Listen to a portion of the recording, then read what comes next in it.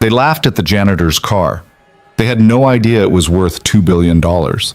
On a cold November morning, Lucas Reed pulled into the executive parking lot in a rusted 1967 Mustang that looked like it belonged in a scrapyard.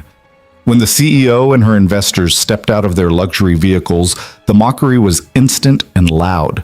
They called it junk. They called him invisible.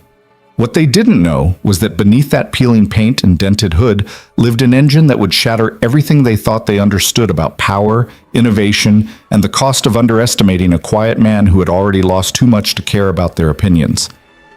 If you're ready to see how a father's love became an engineering revolution, stay with me until the end, and when you're done, hit that like button and comment what city you're watching from. I want to see how far Lucas's story travels. The fog came in thick that morning, rolling off the bay in dense gray sheets that turned the world into something uncertain and half-formed. Lucas Reed drove through it slowly, his 1967 Mustang rumbling with a sound that didn't quite match what anyone would expect from a car that looked like it had been salvaged from a junkyard and barely survived the process. The vehicle's exterior told a story of neglect. Rust bloomed along the wheel wells like some kind of automotive disease. The paint had faded and peeled until the original color was anyone's guess, and one headlight sat slightly crooked, giving the car a lopsided, almost apologetic appearance. But Lucas wasn't apologetic. Not about the car, anyway. He pulled into the parking lot of Meridian Technologies just before 6 in the morning, the way he had every weekday for the past 3 years. The lot was still mostly empty at this hour, which was exactly how Lucas preferred it. Fewer people meant fewer questions. Fewer sideways glances, fewer moments where he had to feel the weight of other people's assumptions about who he was and what his life had become. He parked in his usual spot, far corner, away from the executive spaces near the entrance, and cut the engine. In the sudden silence, he could hear his own breathing, steady and even. Through the windshield, the Meridian building rose up through the fog like something from another world, all glass and steel in sharp angles that seemed designed to intimidate. Lucas had spent 3 years mopping those floors, emptying those trash cans, wiping down those pristine surfaces that important people touched without ever really seeing. His phone buzzed in the cup holder. Lucas picked it up and saw the reminder he'd set for himself the night before. Evans Science Fair, 3 p.m. Don't forget. The message came with a photo his son had attached weeks ago when they'd first started working on the project together. Evan, 12 years old and still wearing that gap-toothed smile that made Lucas's chest hurt, with something that felt like love and fear mixed together in equal measure. The boy stood next to his model of a hybrid propulsion system, the kind of thing most kids his age wouldn't even understand, let alone attempt to build. But Evan wasn't most kids. He had his father's mind, that same relentless curiosity that had once driven Lucas to fill notebooks with equations and sketches that mapped out futures he'd never get to see. Lucas saved the photo and pocketed the phone. He checked his watch, 6:15. His shift didn't officially start until 7, but he always came early. It gave him time to think, to prepare himself for the particular kind of invisibility his job required. Being a janitor meant being part of the infrastructure, like the plumbing or the electrical systems. Necessary, but unnoticed. Present, but unseen. He grabbed his lunch bag from the passenger seat, a sandwich Evan had made for him the night before. The bread cut slightly uneven, too much mustard, made with the kind of earnest care that 12-year-old boys bring to tasks they think will make their fathers proud.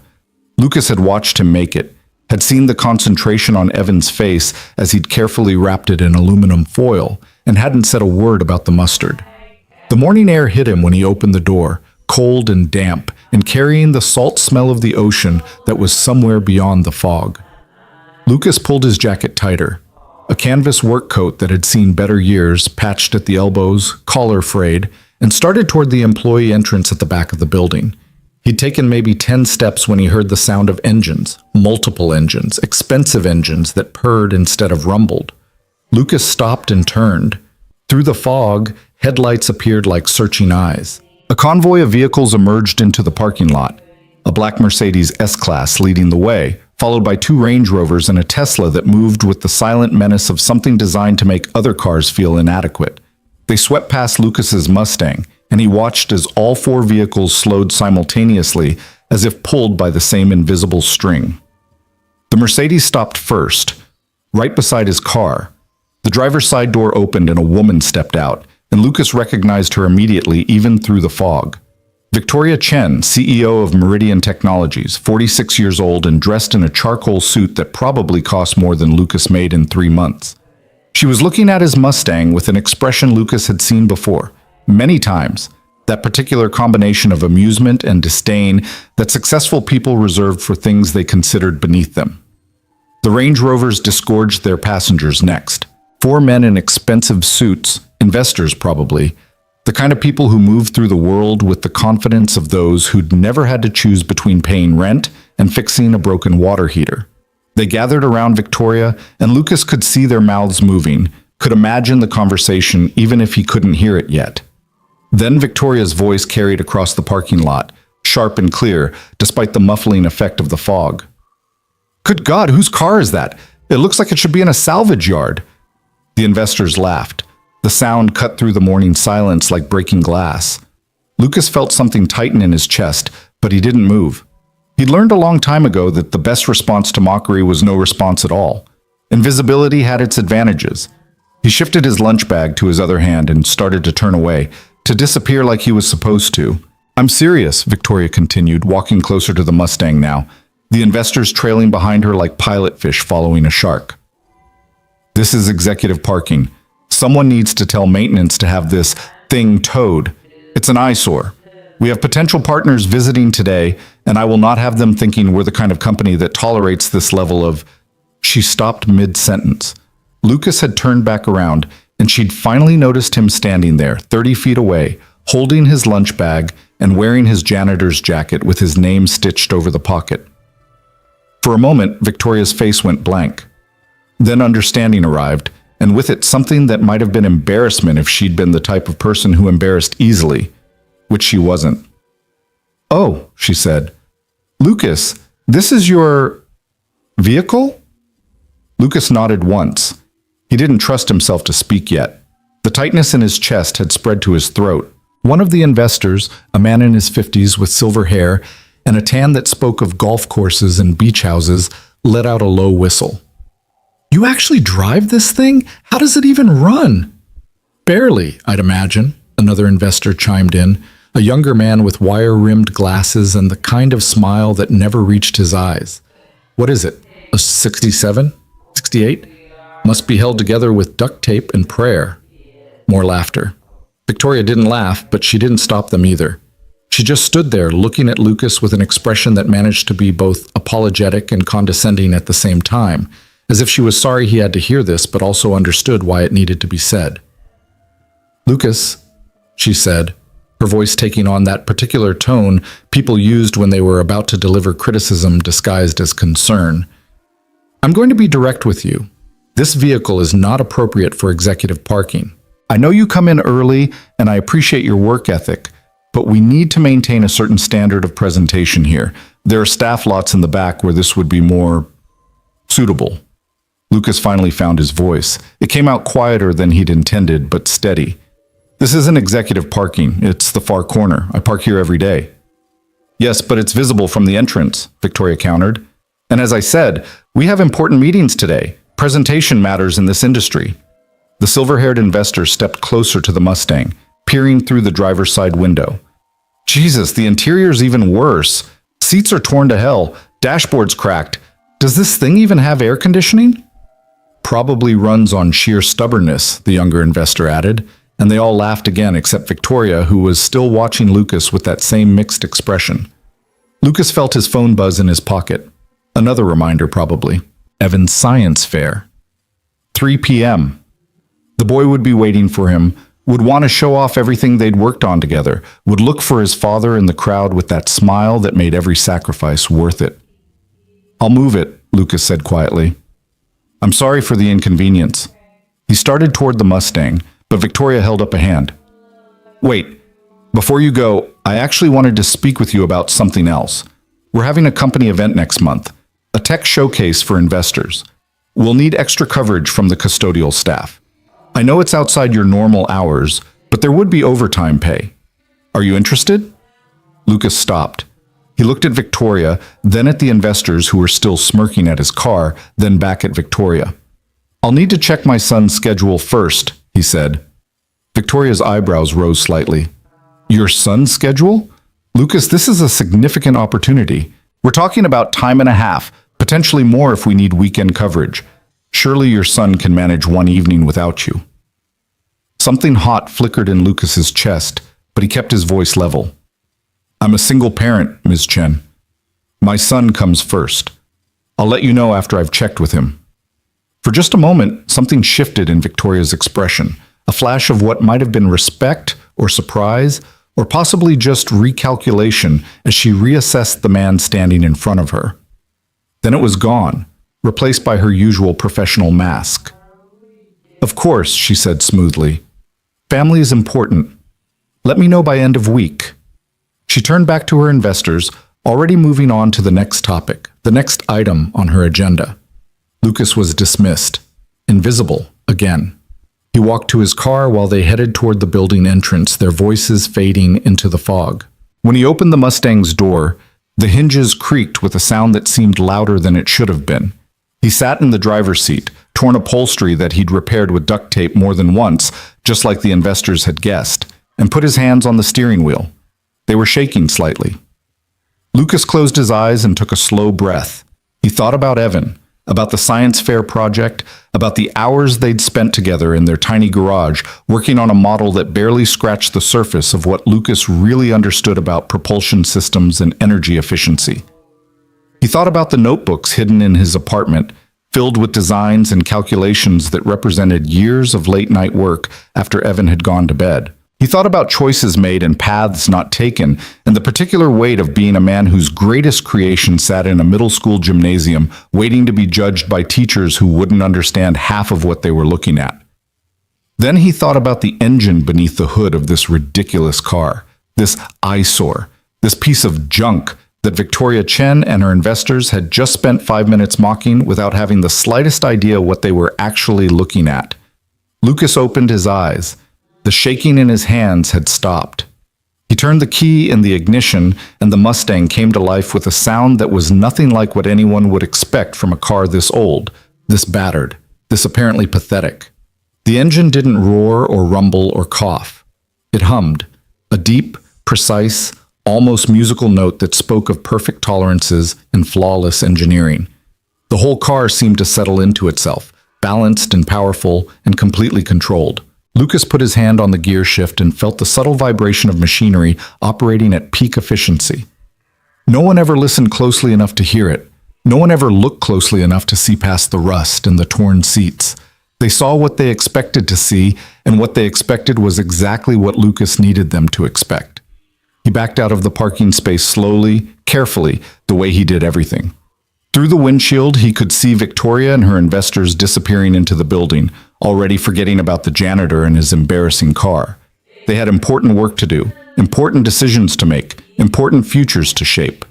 And so did Lucas. He drove to the back lot where the staff parked their vehicles, 10-year-old Hondas and 20-year-old pickup trucks, and one ancient Volkswagen Beetle that belonged to Carmen from accounting. He found a space far from the building and cut the engine. In the sudden silence, he could hear the morning starting to wake up around him, birds calling through the fog, the distant sound of traffic from the highway, the hydraulic hiss of a delivery truck somewhere nearby. Lucas grabbed his lunch bag and got out. He locked the car, unnecessary probably, since no one would steal something this ugly, and started the long walk to the employee entrance. His phone buzzed again.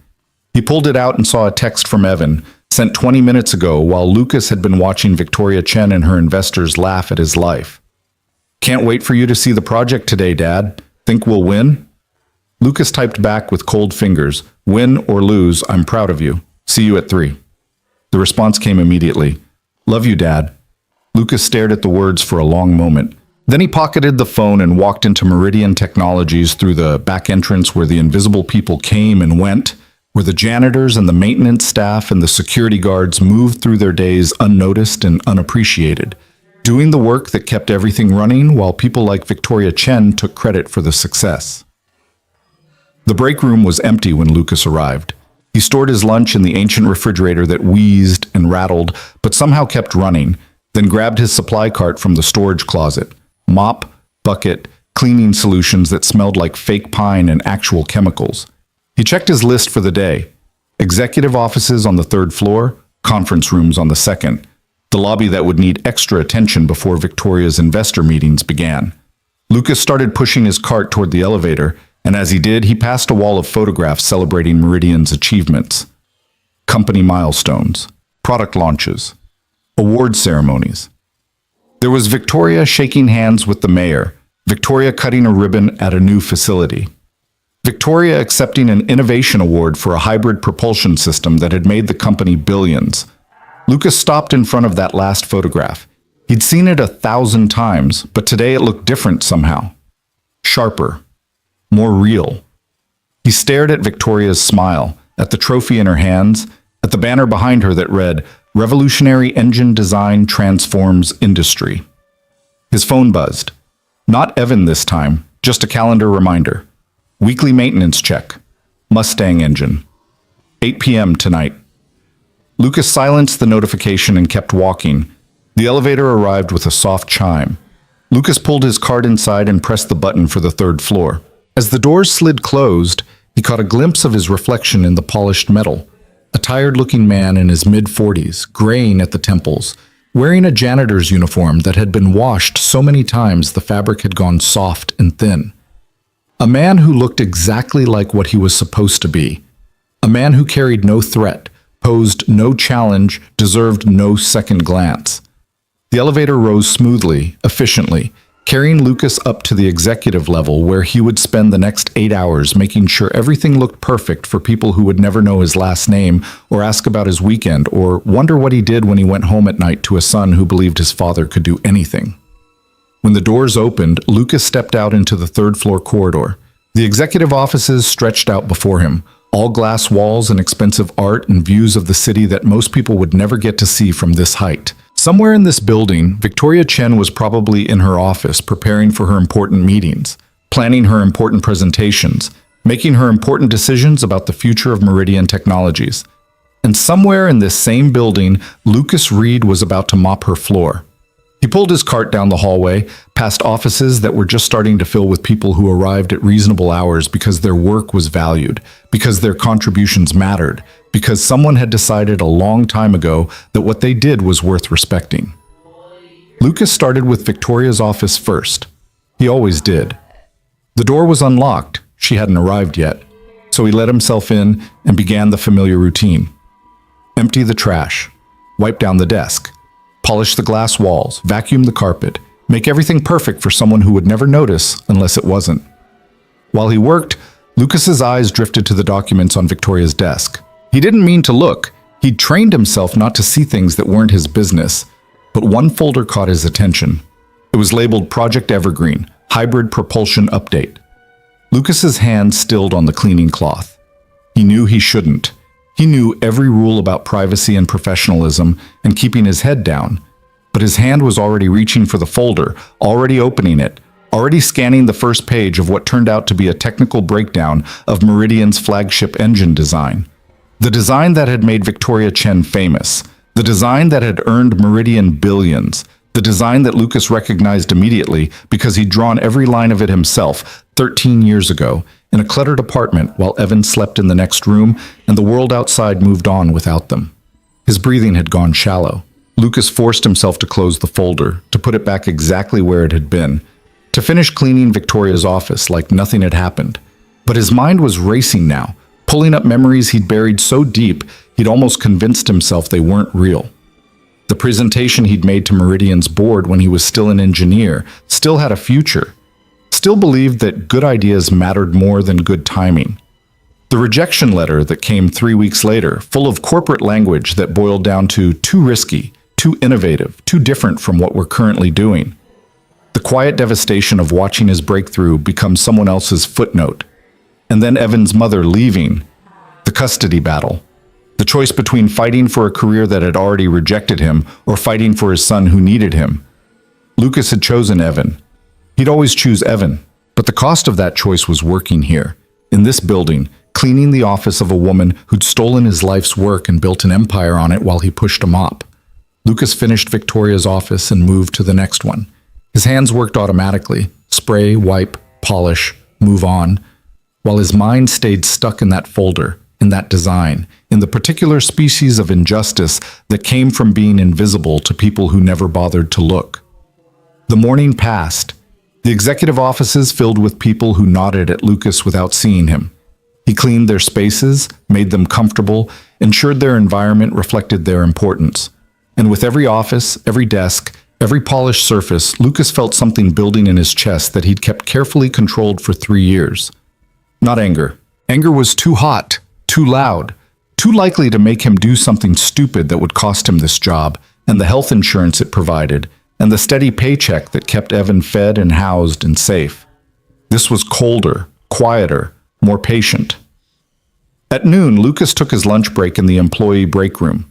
He sat at a table by himself. Most of the custodial staff ate in shifts, so he was alone, and unwrapped the sandwich Evan had made. Too much mustard, just like he'd known there would be. Lucas ate it anyway, every bite, tasting his son's love more than the bread or the turkey or the mustard. His phone buzzed. A text from Evan's school.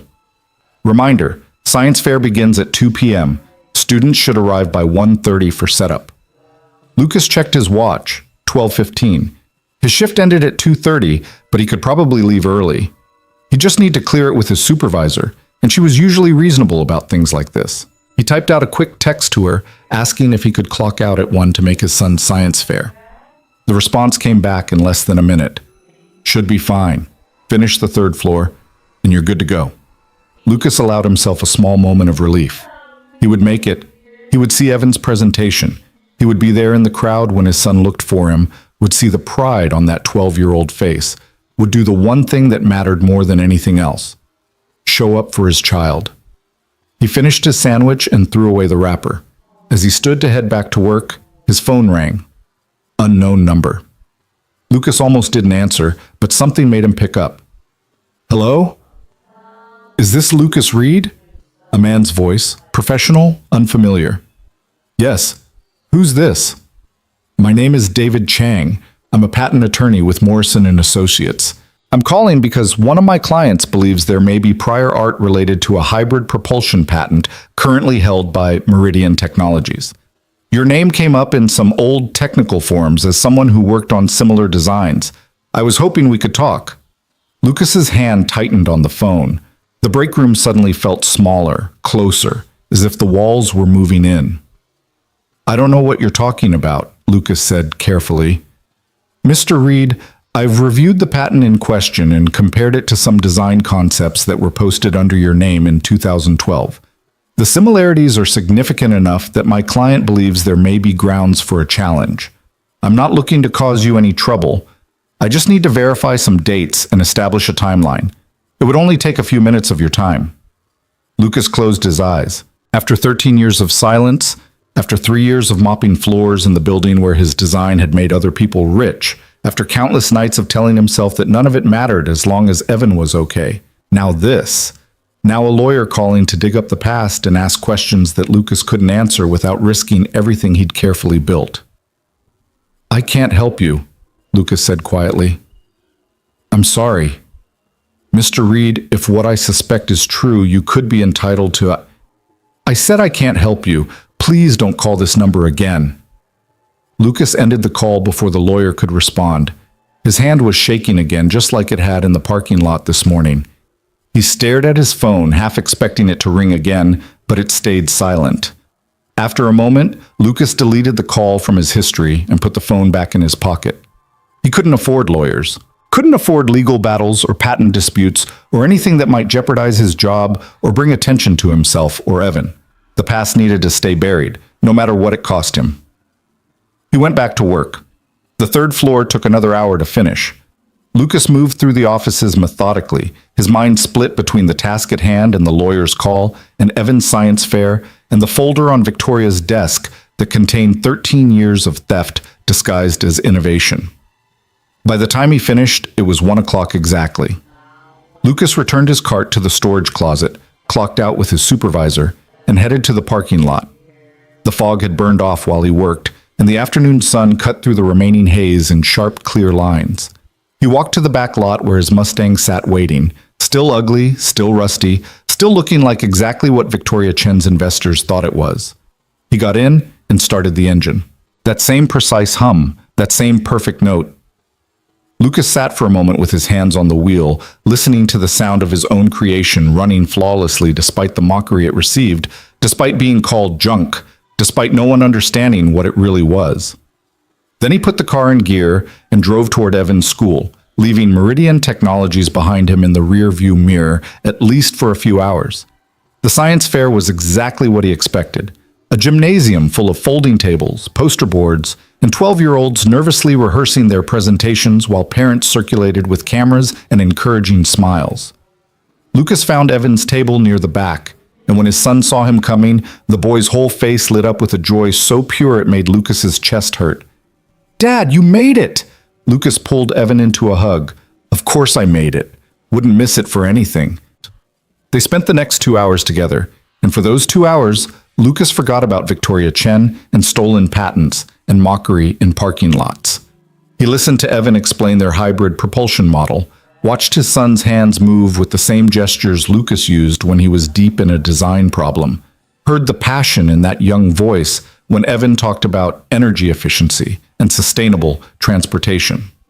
The judges came by eventually. They asked questions that Evan answered with confidence that came from actually understanding the material rather than just memorizing it. And when they moved on to the next table, Evan turned to Lucas with hope shining in his eyes. "Think we have a chance, Dad?" Lucas looked at the model they'd built together, at the careful craftsmanship and innovative thinking that had gone into something most people would dismiss as just another middle school project. He thought about his own designs, his own innovations, his own contributions to a world that had never given him credit. "I think," Lucas said slowly, "that win or lose, you did something extraordinary. You built something that matters, and that's worth more than any trophy." Evan's smile widened. "Thanks, Dad. And hey, when the judges asked where I got the idea, I told them you taught me. I said my dad's the smartest person I know." Lucas felt something crack open in his chest, some carefully maintained wall that kept him moving forward without looking back. He pulled his son close and held on tight. This boy who believed in him, who trusted him, who had no idea that the janitor's salary keeping their family afloat came from cleaning the offices of people who'd gotten rich off his father's genius. "Love you, kiddo," Lucas whispered. "Love you too, Dad." They stayed until the fair ended. Evan's project didn't win. The judges gave first place to a girl who designed a water filtration system. But Evan didn't seem too disappointed. He was already talking about next year's project, already spinning ideas about solar panels and battery storage and efficiency improvements. On the drive home, with Evan chattering excitedly in the passenger seat about everything he'd learned and everyone he'd talked to, Lucas felt his phone buzz. He waited until they got home to check it, waited until Evan was in his room doing homework before he looked at the screen. Another text from the unknown number. The lawyer. "Mr. Reed, I understand your hesitation, but you should know that my client is moving forward with the patent challenge regardless. If you're the original designer, your silence won't protect you. It will just ensure you get nothing while Meridian continues to profit from your work. Please reconsider. This could change your life." Lucas stared at the message for a long time. Through the thin walls of their apartment, he could hear Evan humming while he worked, that unconscious sound of a child who felt safe and loved and certain of his place in the world. Lucas deleted the message and blocked the number. Then he went to his bedroom, pulled out the notebooks he kept hidden in the back of his closet, and opened them to the pages he'd drawn 13 years ago. The hybrid propulsion system that would eventually make Meridian Technologies billions. The design that Victoria Chen claimed as her company's innovation. The engine that was worth everything except, apparently, giving credit to the man who'd actually created it. Lucas ran his fingers over the sketches, the equations, the careful notes he'd made when he'd still believed that being brilliant was enough. Then he closed the notebook and put it back in the closet. Tomorrow he would go back to Meridian. He would park his ugly car in the back lot where it wouldn't offend anyone. He would push his cart through hallways where important people made important decisions. He would clean Victoria Chen's office and empty her trash and make sure everything looked perfect for the woman who'd stolen his future. And he would do it all over again the day after that, and the day after that, because that was what being Evan's father required. The engine under the hood of his Mustang could wait. Justice could wait. Recognition could wait. His son needed dinner, and that mattered more than anything else in the world.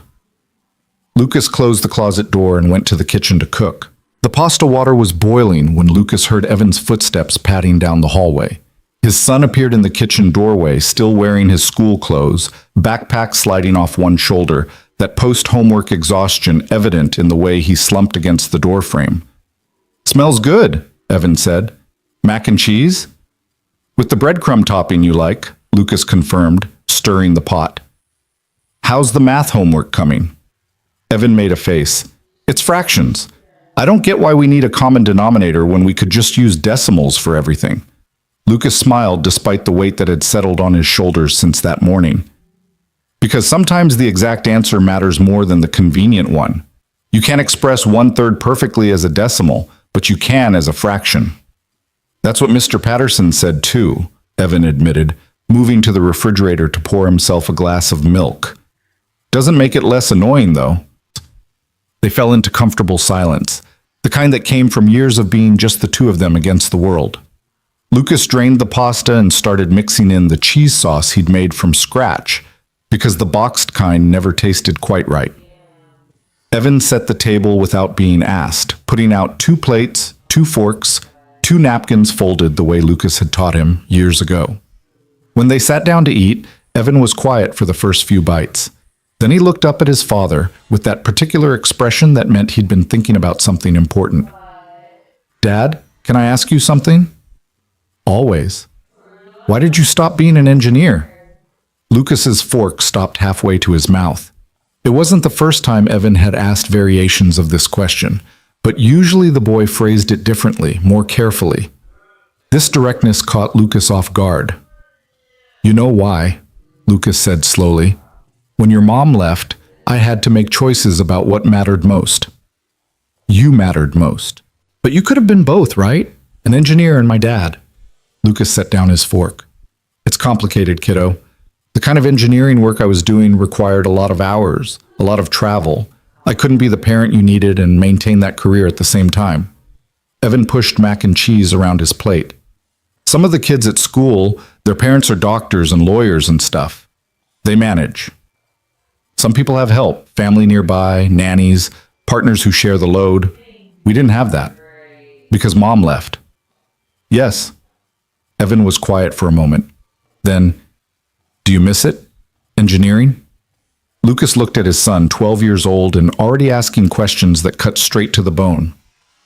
He thought about the notebooks in his closet, the designs he still worked on late at night when sleep wouldn't come, the Mustang sitting in the parking lot with an engine that represented everything he'd given up and everything he'd secretly kept alive.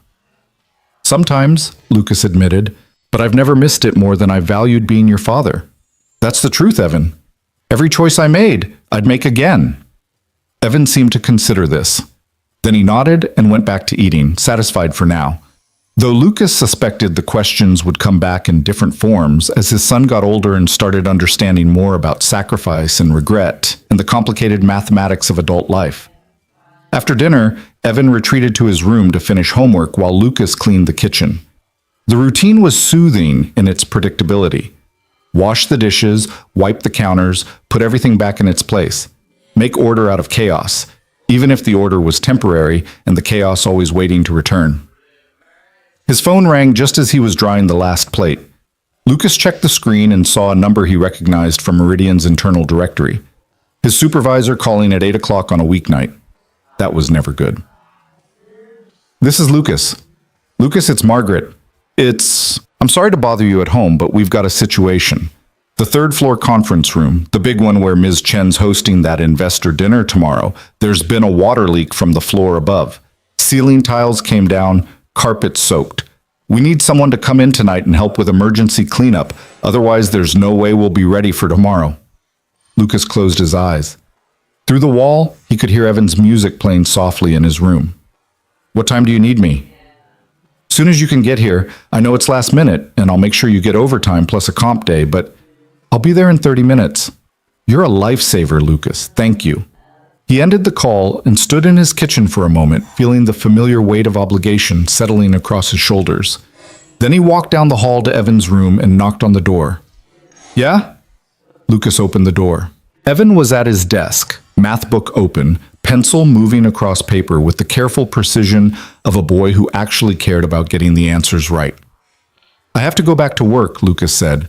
"Emergency cleanup. I shouldn't be more than a few hours." Evan's face fell slightly, but he nodded. "Okay, I'll be fine. Homework done by 9, lights out by 9:30. You know the rules." "I know, Dad. I'm 12, not 6. Lucas smiled. "Text me if you need anything. And Evan, lock the door behind me." "I will." 20 minutes later, Lucas was pulling into Meridian's parking lot for the second time that day. The building looked different at night, lit from within like some kind of technological cathedral, all those glass walls glowing against the dark sky. Only a few cars remained in the lot. Margaret's ancient Honda, a BMW that probably belonged to one of the executives working late, and now Lucas's Mustang, ugly and out of place even in the darkness. He parked in the back lot out of habit and made his way to the employee entrance. Margaret was waiting for him in the break room, already dressed in work clothes, her gray hair pulled back in a practical ponytail. She looked tired in the way that people who'd been doing the same job for 20 years always look tired. Not exhausted exactly, but worn down by the steady accumulation of small indignities and thankless tasks. "Lucas, thank God. Come on, I'll show you the damage." They took the service elevator to the 3rd floor. Margaret filled him in on the details as they rose. A burst pipe in a 4th-floor bathroom, water running for who knew how long before someone noticed. The whole mess cascading down into the conference room that Victoria Chen needed perfect by tomorrow afternoon. "How bad is it?" Lucas asked. "Bad enough that I called you. I've got 2 other guys coming in around 10, but I wanted to get started on the extraction before the water soaks in any deeper." The elevator doors opened onto the 3rd floor, and Margaret led him down the hallway Lucas had mopped just hours earlier. As they approached the conference room, he could hear the steady drip of water and smell that particular damp odor that meant real damage, not just surface mess. Margaret pushed open the conference room door, and Lucas saw the extent of the problem. Water covered half the carpet, pooling in the low spots. 3 ceiling tiles had collapsed completely, leaving gaping holes that still dripped steadily. The long conference table had been moved to one side, but water had gotten underneath it, warping the expensive wood veneer on the base. "Jesus," Lucas muttered. "Yeah, we've got the water shut off upstairs, but this is going to take most of the night to clean up properly. Think we can do it?" Lucas was already mentally calculating the work. Extract the water first, pull up the damaged carpet, dry out the subfloor, patch the ceiling, replace the tiles. 6 hours minimum, maybe 8. "We can do it," he said, "but it's going to be close." They got to work. Lucas had done emergency cleanups before, but this one felt different somehow. Maybe it was the late hour, or the pressure of knowing that Victoria Chen's important investor dinner depended on his ability to make this disaster disappear, or just the accumulated weight of the entire day pressing down on him. Whatever it was, he felt it in his shoulders as he dragged the industrial water extractor across the soaked carpet, in his knees as he knelt to pull up damaged sections, in his back as he carried bucket after bucket of dirty water to dump in the service sink. Margaret worked beside him without complaint, and when the other 2 janitors arrived at 10, the 4 of them formed an efficient team that moved through the space with practiced coordination. Nobody talked much, there wasn't energy for conversation when the work demanded everything, but there was a kind of solidarity in the shared effort, a recognition that they were the people who made everything work even when everything was falling apart. Around midnight, Margaret sent the other 2 janitors home. The worst of the water was gone, and what remained was detailed work that didn't require 4 sets of hands. She and Lucas kept going, patching ceiling tiles, shampooing the sections of carpet that could be saved, setting up industrial fans to dry everything out.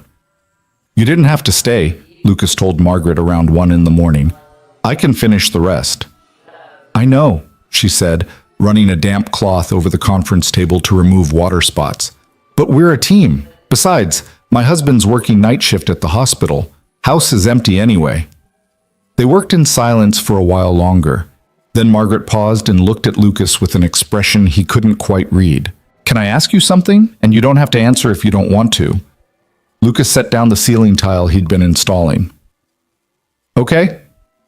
What's a guy like you doing pushing a mop? You're overqualified for this work by a mile. I've seen how you handle the equipment, how you think through problems. You've got an engineering mind, Lucas. So what happened? Lucas was quiet for a moment. Outside the conference room windows, the city stretched away in patterns of light and darkness. 1,000,000 people living their lives without any idea that 4 floors below them, 2 janitors were saving Victoria Chen's investor dinner. I made choices, Lucas said finally, and those choices led me here. That's all. Margaret nodded, accepting the non-answer. Well, for what it's worth, you're the best janitor I've ever supervised, and I've been doing this job for 23 years, so that means something. Thanks, Margaret. Don't thank me, just stating facts. She went back to wiping down the table. You know what kills me about this job? Not the hours, not the work itself. It's the invisibility. We keep this whole place running, and nobody sees us. We're here before they arrive, gone after they leave. We fix their messes, clean their spaces, make sure everything works, and they walk right past us like we're furniture. Lucas thought about Victoria Chen that morning, about the investors laughing at his car, about the folder on her desk containing his stolen design. Some people only see what they're looking for, he said quietly, and they're not looking for us. That's the truth right there. Margaret straightened up, surveying the conference room with a critical eye. I think we're done. It's not perfect, but it'll pass inspection. Nobody's going to know there was a disaster here 6 hours ago. Lucas looked around the space. She was right. The ceiling was patched. The carpet was drying evenly under the fans. The water stains were gone. The furniture was back in place. By tomorrow afternoon, Victoria Chen would walk in here with her investors and never know that her event had been saved by 2 janitors working through the night. Good work, he said to Margaret. You too. Now go home and get some sleep. You look exhausted. Lucas checked his watch, 1:45 in the morning. Evan would be asleep, and Lucas would need to be back here in less than 5 hours for his regular shift. He gathered his tools and headed for the elevator. The building was completely silent now, all the important people long gone. Just the hum of the HVAC system and the soft whir of computers that never fully shut down. Lucas rode down to the ground floor alone, his reflection staring back at him from the polished elevator walls. A tired man in his 40s wearing clothes that smelled like damp carpet and cleaning solution. The parking lot was almost empty when he emerged, just his Mustang sitting under a streetlight, patient and ugly and waiting. Lucas walked toward it slowly, his body aching in ways that reminded him he wasn't 25 anymore, that physical labor took a different toll in your 40s than it did when you were young.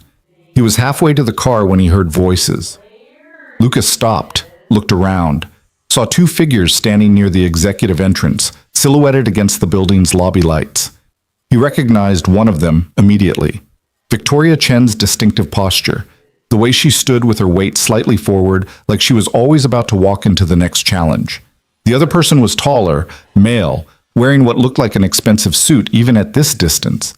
Their voices carried across the empty lot, and Lucas couldn't help but hear them, even though he knew he shouldn't listen. The numbers are solid, Victoria.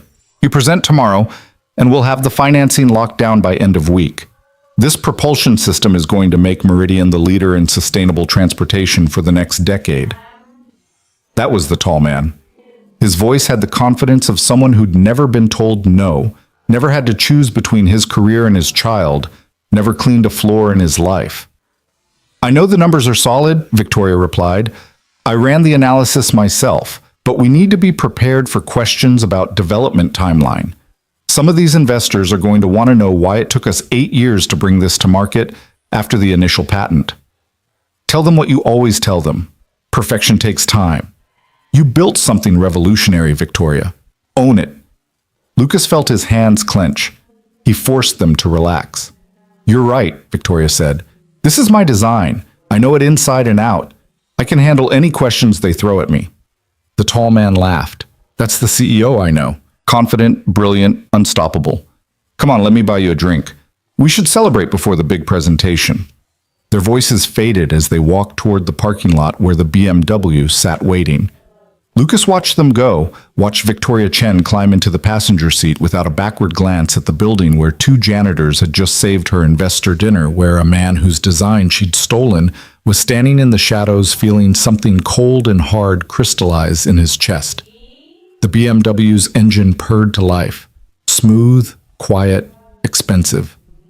It pulled out of the lot and disappeared into the night, leaving Lucas alone with his thoughts and his battered Mustang and the particular kind of rage that came from being invisible to people who owed you everything. He got into his car and sat there for a long moment without starting the engine. Then he pulled out his phone and did something he told himself he wouldn't do. He unblocked the lawyer's number and typed out a text message. "We should talk, but not on the phone. Meet me somewhere private." The response came back almost immediately, despite the late hour. "Tomorrow, 6 p.m. Perkins Coffee on 4th Street. I'll be in the back booth." Lucas stared at the message. Then he deleted the entire conversation again and sat in the darkness of his car, trying to figure out if he'd just made a terrible mistake or the first smart decision in 13 years. Finally, he started the engine. That perfect hum filled the car, and Lucas put his hand on the gear shift and felt the subtle vibration of machinery that represented everything he'd lost and everything he still was, underneath the janitor's uniform, and the invisibility and the choices that had brought him to this moment. He drove home through empty streets, past closed businesses and dark houses where normal people were sleeping normal hours. When he parked in front of his apartment building, he sat for another moment before going inside. Checked his phone one more time, saw a text from Evan, sent at 9:30 exactly. "Homework done. Lights out. Love you, Dad." Lucas closed his eyes and felt the cold, hard thing in his chest soften slightly. Not disappear, it was too late for that, but soften enough that he could breathe around it. He went inside, checked on Evan, asleep in his bed, one arm thrown over his head the way he'd slept since he was a baby, and then went to his own room. Instead of sleeping, he pulled out the notebooks from his closet and opened them to the pages he'd drawn 13 years ago. The hybrid propulsion system that Victoria Chen called her design. The engine that was about to make Meridian billions more. The innovation that Lucas had created and lost and then rebuilt in secret in the Mustang that everyone mocked. He stared at his own handwriting, his own calculations, his own genius that the world had decided wasn't worth recognizing. Then Lucas turned to a blank page and started sketching something new. Not because he needed to prove anything, not because he wanted revenge, but because creation was who he was, underneath everything else, and that was something Victoria Chen could never steal no matter how many patents she filed or presentations she gave. Lucas worked until dawn, filling pages with designs that would never make him rich, solving problems that no one had asked him to solve, being the engineer he'd always been, even when the world had decided he was just a janitor. When his alarm went off at 5:30, he closed the notebook and put it back in the closet. Then he showered, dressed in his work clothes, and made breakfast for Evan, who stumbled into the kitchen looking sleepy and young and completely unaware that his father had just spent the night deciding whether to burn down the careful life they'd built. "You look tired, Dad," Evan observed, pouring cereal into a bowl. "Late night at work," Lucas said. "Water leak. Had to do emergency cleanup." "Did you fix it?" "Yeah, we fixed it." "Of course you did." Evan said it with complete certainty, the way children talked about their parents before the world taught them that adults were fallible. "You can fix anything." Lucas felt something crack in his chest again, that same feeling he'd had at the science fair. He walked over and ruffled Evan's hair, and his son squirmed away with a laugh. "Finish your breakfast. You're going to be late."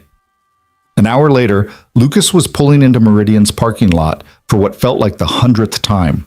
He parked in his usual spot in the back, far from the executive spaces, and sat for a moment looking at the building where Victoria Chen would soon arrive to prepare for her presentation. The presentation about her revolutionary design, her innovation, her genius. Lucas's phone buzzed, a text from the lawyer. "Still on for 6 p.m.? Lucas stared at the message. Thought about Evan, about their quiet life, about the safety of invisibility and the danger of being seen. Thought about justice and whether it was worth the risk. Thought about 13 years of silence and what it had cost him and whether the bill was finally coming due. He typed back, "Yes." Then he got out of his car and walked into Meridian Technologies, where he would spend the next 8 hours being invisible to people who would never know his name, never recognize his contribution, never understand what it meant to sacrifice everything and still keep creating because that was who you were at your core. But tonight, at 6 o'clock, in a coffee shop on 4th Street, Lucas Reed was going to start being seen again. And once that happened, there would be no going back to the careful invisibility that had kept him and Evan safe for 3 years. Lucas pushed through the employee entrance and headed for the supply closet to get his cart. Margaret was already there, looking almost as tired as Lucas felt. "Morning," she said. "Thanks again for last night. I put in the overtime and comp day. You earned it." "Thanks, Margaret. Conference room looks perfect, by the way. I checked first thing. You'd never know anything happened." "That's the job," Lucas said, "making problems disappear." Margaret looked at him with that same unreadable expression she'd worn last night. "You okay, Lucas? You seem different today." Lucas loaded cleaning supplies onto his cart. "Just tired. Long night." "Yeah, well, take it easy today if you can. You've earned a break." Lucas nodded and pushed his cart toward the elevator. As he rode up to the 3rd floor to begin his daily routine of making everything perfect for people who would never see him, he thought about the meeting tonight, about the lawyer who wanted to ask questions, about the patents and the theft, and the 13 years of silence that might finally be ending. The elevator doors opened, and Lucas stepped out into the familiar hallway. But nothing felt familiar anymore. Everything had changed, and there was no going back. The 3rd floor was already buzzing with activity when Lucas arrived. Executive assistants rushed past him carrying presentation materials. IT staff wrestled with projection equipment in the main conference room, and someone from catering was setting up coffee stations in the hallway. Victoria Chen's investor presentation was scheduled for 2 o'clock, and the entire floor hummed with the nervous energy of people whose jobs depended on everything going perfectly. Lucas moved through the chaos like a ghost, pushing his cart from office to office, emptying trash bins and wiping surfaces while conversations happened around him as if he wasn't there. He'd become so good at invisibility that sometimes he forgot he was doing it, forgot that the way people's eyes slid past him was a skill he'd deliberately cultivated rather than some natural law of the universe. Around 10:30, he was cleaning the small break room near Victoria's office when he heard her voice, sharp with stress, cutting through the general commotion. "I don't care what the schedule says, Gerald. I need that updated market analysis in my hands in the next 20 minutes, or we're going into this presentation blind on the European projections." "Ms. Chen, the team is working as fast as they can, but then they need to work faster. This is a $2 billion deal we're talking about. Fast isn't good enough. Perfect is the minimum acceptable standard." Lucas kept his head down, spraying cleaner on the already clean countertop and wiping it in slow, methodical circles. Through the doorway, he could see Victoria pacing in her office, phone pressed to her ear, that same forward-leaning posture that made her look like she was perpetually charging into battle. She was wearing a charcoal suit that probably cost what Lucas made in 2 months. Her hair pulled back in a style that looked effortless, but had probably taken professional assistance to achieve. Everything about her screamed competence, control, success. Looking at her, you'd never guess that the foundation of her empire had been built on someone else's stolen work. Lucas finished the break room and moved on. The morning crawled past in its usual way, offices cleaned, surfaces polished, trash removed, the physical evidence of important work disposed of so that new important work could begin. He saw Victoria 3 more times before lunch, always in motion, always on her phone, or issuing instructions or reviewing documents with that intense focus that had made her a celebrated CEO. Not once did she look at him. Not once did her gaze register his presence in any meaningful way. Lucas had cleaned her office, emptied her trash, walked past her in hallways at least 1,000 times over 3 years, and he doubted she could describe what he looked like if someone asked. At noon, Lucas took his lunch break in the back parking lot, sitting in his Mustang with a sandwich he'd thrown together that morning while Evan ate breakfast. The car smelled like old upholstery and the faint ghost of his father's cologne, a scent Lucas had long since stopped consciously noticing, but that still lived somewhere in the fabric and the vinyl, refusing to fade completely. He pulled out his phone and stared at the lawyer's last text. "Still on for 6 p.m.? Lucas had confirmed, had committed himself to a path that terrified him for reasons he couldn't fully articulate. It wasn't just about the risk to his job or the potential complications. It was about something deeper, about spending 13 years telling himself that none of it mattered, that he'd made peace with the theft, that being Evan's father was worth more than any recognition or justice. Meeting with the lawyer meant admitting that maybe he hadn't made peace after all. Maybe the wound was still open, still bleeding, still demanding attention he'd been too afraid to give it. Lucas was halfway through his sandwich when his phone rang. Evan's school. His heart jumped immediately into emergency mode. The instinct of every single parent who knew that unexpected calls during school hours rarely meant good news. "This is Lucas Reed." "Mr. Reed, this is Principal Morrison. Everything's fine, but I wanted to let you know that Evan's teacher recommended him for the district science competition based on his project from yesterday's fair. It's a significant honor, and it comes with a college scholarship opportunity if he places in the top 3. Lucas felt tension drain from his shoulders. "That's wonderful. When is it?" 2 weeks from tomorrow, Saturday afternoon at the convention center. I'm emailing you the details now. Evan will need to refine his presentation and prepare for more advanced questioning from the judges, but Mrs. Patterson thinks he's more than capable. "He is," Lucas said quietly. "Thank you for letting me know." "Of course. And Mr. Reed, I've taught a lot of students over the years. Your son is special. Whatever you're doing as a parent, keep doing it." The call ended and Lucas sat in his car feeling a complicated mix of pride and fear. Pride, because Evan was brilliant and hardworking and deserved every opportunity. Fear, because opportunities came with expectations, and expectations came with the possibility of disappointment, and Lucas knew too well what it felt like to have your best efforts dismissed as not quite good enough. He finished his sandwich and headed back inside. The afternoon shift passed in the same blur as the morning, cleaning, moving, being present but unseen while other people prepared for their important moment. Around 1:30, Lucas was vacuuming the executive conference room one final time when Margaret stuck her head in the door. "Looking good, Lucas. I think we're ready. Ms. Chen's presentation starts in 30 minutes. "Everything should be perfect," Lucas said, surveying the space they'd rescued from disaster less than 24 hours earlier. The carpet showed no trace of water damage. The ceiling tiles sat flush and clean. The conference table gleamed under the overhead lights. You'd never know that at 2 in the morning, this room had been a waterlogged mess. "Thanks to you," Margaret said. "Now get out of here before the investors start arriving. Ms. Chen wants all service staff clear of the floor during the presentation." Lucas nodded and wheeled his vacuum toward the service elevator. As he waited for it to arrive, he could hear voices approaching from the main hallway. Investors arriving early, probably, eager to see what innovation Victoria Chen was about to unveil.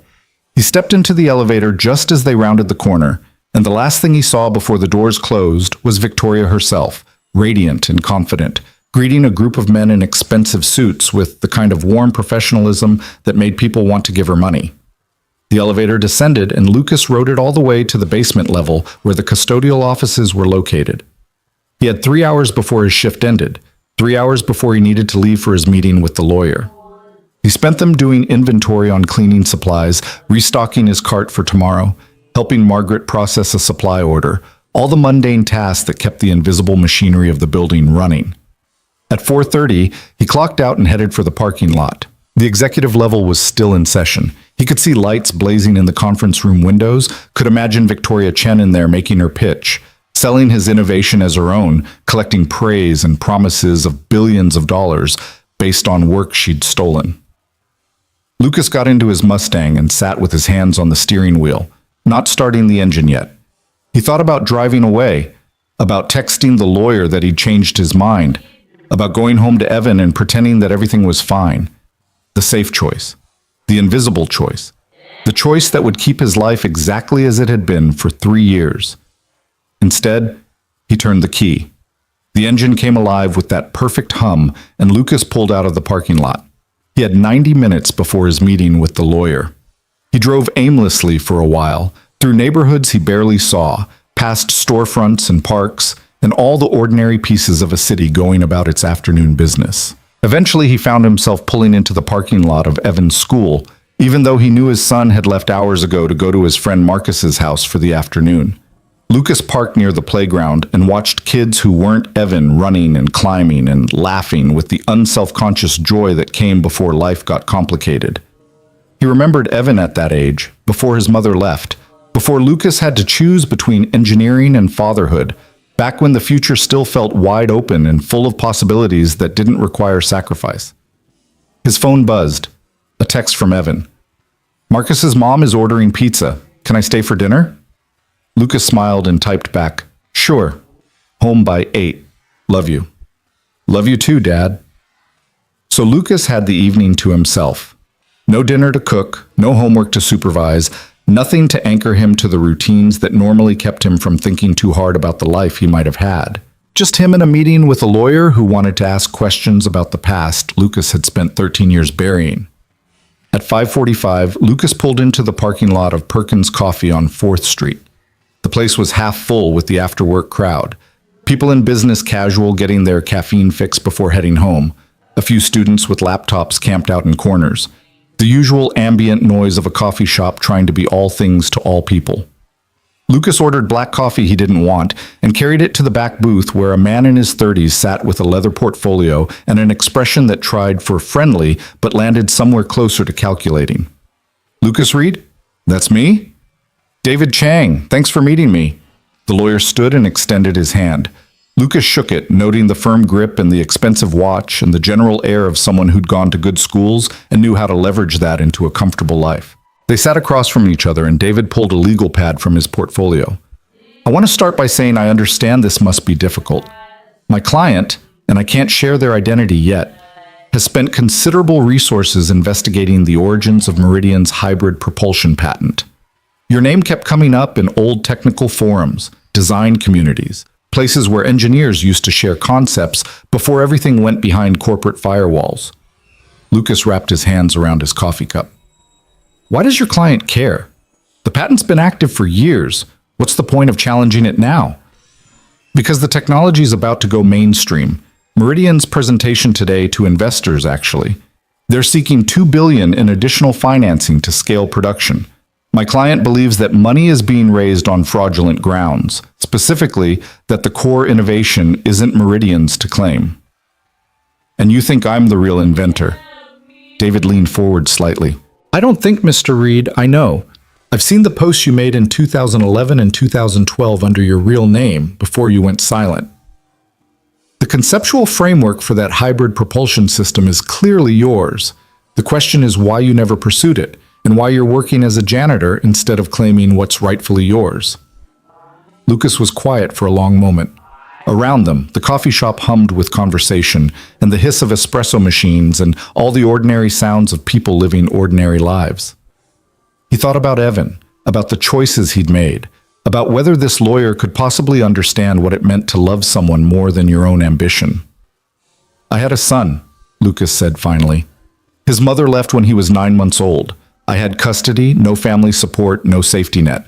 The engineering work I was doing required 60, 70-hour weeks. I couldn't do both, be the father Evan needed and maintain that career. So I chose him." "That's admirable," David said, and he sounded like he meant it. "But it doesn't explain why Meridian has a patent on your design. I presented it to them before everything fell apart. I was working freelance doing consultation for their research division. I brought them a hybrid propulsion concept I'd been developing. They said it was too risky, too different from their current direction, rejected it formally." Lucas's hands tightened on the coffee cup. 3 years later, after I'd already left engineering behind, they filed a patent on a system that was 90% identical to what I'd shown them. "Did you keep any documentation, emails, design files, anything that proves you presented it first?" "Some. Not much. When my life imploded, I wasn't thinking about protecting intellectual property. I was thinking about keeping my son fed and housed." David made notes on his legal pad. "What we need is clear proof that your design predates their patent application. The forum posts help, but they're not detailed enough. Do you have the original design files, notebooks, sketches with dates?" Lucas thought about the notebooks in his closet, filled with calculations and drawings from 13 years ago. "Yes. That could be huge, Mr. Reed. With proper documentation, we could challenge the patent, potentially invalidate it entirely. Meridian would owe you not just credit, but a significant portion of the billions they've made off your work. And what would your client get out of this?" David smiled slightly. My client has a competing technology they've been trying to bring to market. Meridian's patent has blocked them at every turn. If we invalidate it, they can move forward with their own innovation. It's business, Mr. Reed. Everyone gets what they need. Except Meridian. Meridian stole your work. Why do you care what happens to them? Lucas looked down at his coffee. Because I work there. Because challenging the patent means exposing myself. And that means losing my job, my health insurance, the stability my son depends on. You're asking me to risk everything on the chance that justice might actually matter in a system designed to protect people like Victoria Chen. Victoria Chen stole from you, David said quietly. She built an empire on your genius and left you to push a mop. Don't you want her to face consequences for that? Lucas did want that. Had wanted it for 3 years while he cleaned her office and emptied her trash and watched her collect awards for innovation she'd stolen. But wanting justice and risking Evan's security were two different calculations entirely. What happens if we lose? Lucas asked. Honestly, Meridian would likely sue you for defamation, corporate espionage, whatever their lawyers could make stick. You'd be unemployable in any technical field. It would be ugly. And if we win, you get credit, money, the recognition you deserve. Your son gets to see that hard work and brilliance actually matter, that theft doesn't always win. David paused. Look, I can't promise this will be easy. Patent challenges are expensive and complicated, but you have something most people in your position don't have, proof. And that matters. Lucas sat with that for a moment.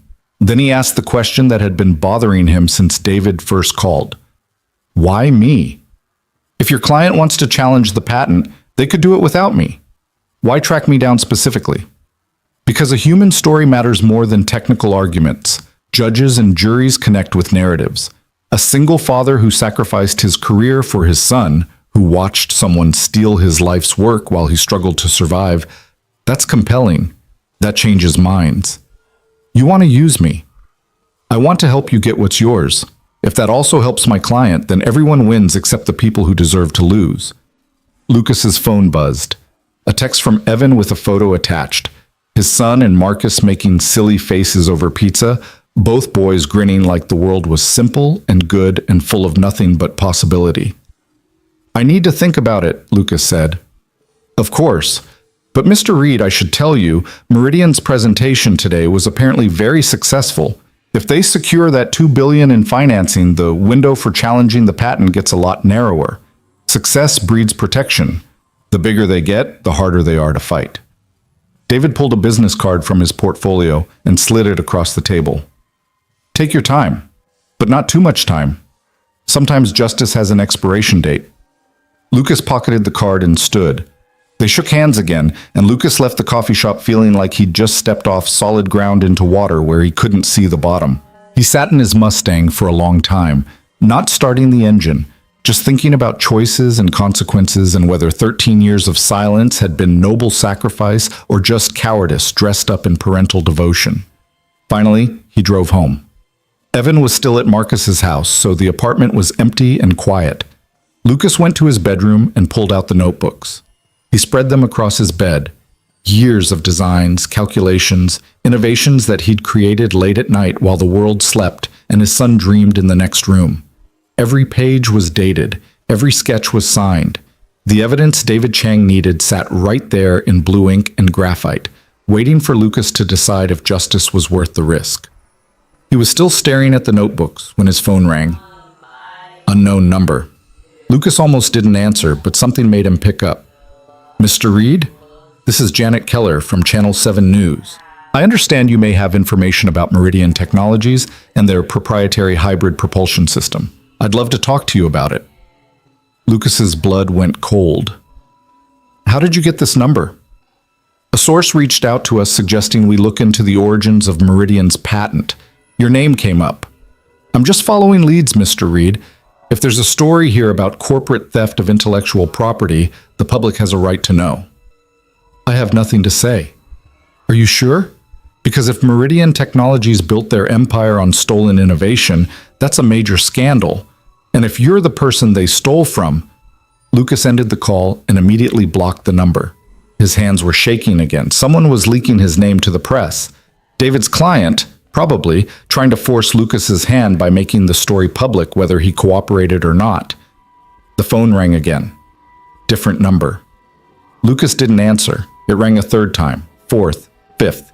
He turned it off completely and sat in his bedroom surrounded by notebooks that suddenly felt like evidence in a crime he hadn't committed but would be punished for anyway. This was spinning out of control. Whatever David Chang had set in motion by investigating the patent was gaining momentum now, rolling downhill toward an outcome Lucas could no longer predict or control. The question was whether he got ahead of it or got crushed by it. At 7:45, Evan came home full of stories about Marcus and pizza and some video game they'd played. Lucas listened with half his attention, while the other half ran calculations on risk and reward and the probability of various catastrophic outcomes. "Dad, you okay? You seem weird." Lucas focused on his son. "Just tired. Long day." "You're always tired lately." Evan's face showed concern that made him look older than 12. "Is everything okay at work?" "Everything's fine, kiddo. I promise." Evan studied him for another moment, then seemed to accept it. "Okay. Hey, did you hear about the district competition? Principal Morrison called. I'm really proud of you, Evan. Think I can win?" Lucas looked at his son, at that hopeful face, at the brilliance and potential that deserved every opportunity the world could offer. "I think you can do anything you set your mind to." Evan grinned and went to his room to start on homework. Lucas cleaned up from dinner, though he hadn't eaten anything, and tried to figure out what to do next. The reporters would keep calling. David Chang would keep pushing. And somewhere in Meridian Technologies, Victoria Chen was probably celebrating a successful presentation, toasting to billions of dollars raised on innovation she'd stolen, completely unaware that the man who mopped her floor was about to decide whether to burn her empire down. Lucas's phone was still off. He turned it back on and saw 17 missed calls, 12 from numbers he didn't recognize, 5 from David Chang. There was also a text from an unknown number that made his stomach drop. "Mr. Reed, this is Victoria Chen. We need to talk. Tomorrow morning, 7 a.m., my office. This is not a request." Lucas stared at the message. She knew. Somehow, she already knew that someone was questioning the patent, and she'd connected it to him. The invisibility that had protected him for 3 years had shattered in less than 12 hours. He didn't sleep that night, just lay in bed staring at the ceiling, listening to Evan's soft breathing through the thin walls, trying to figure out how everything had gone from carefully controlled to complete chaos in a single day. At some point, his mind must have shut down from exhaustion because he woke with a start at 5 a.m. to the sound of his alarm, feeling like he'd been hit by a truck.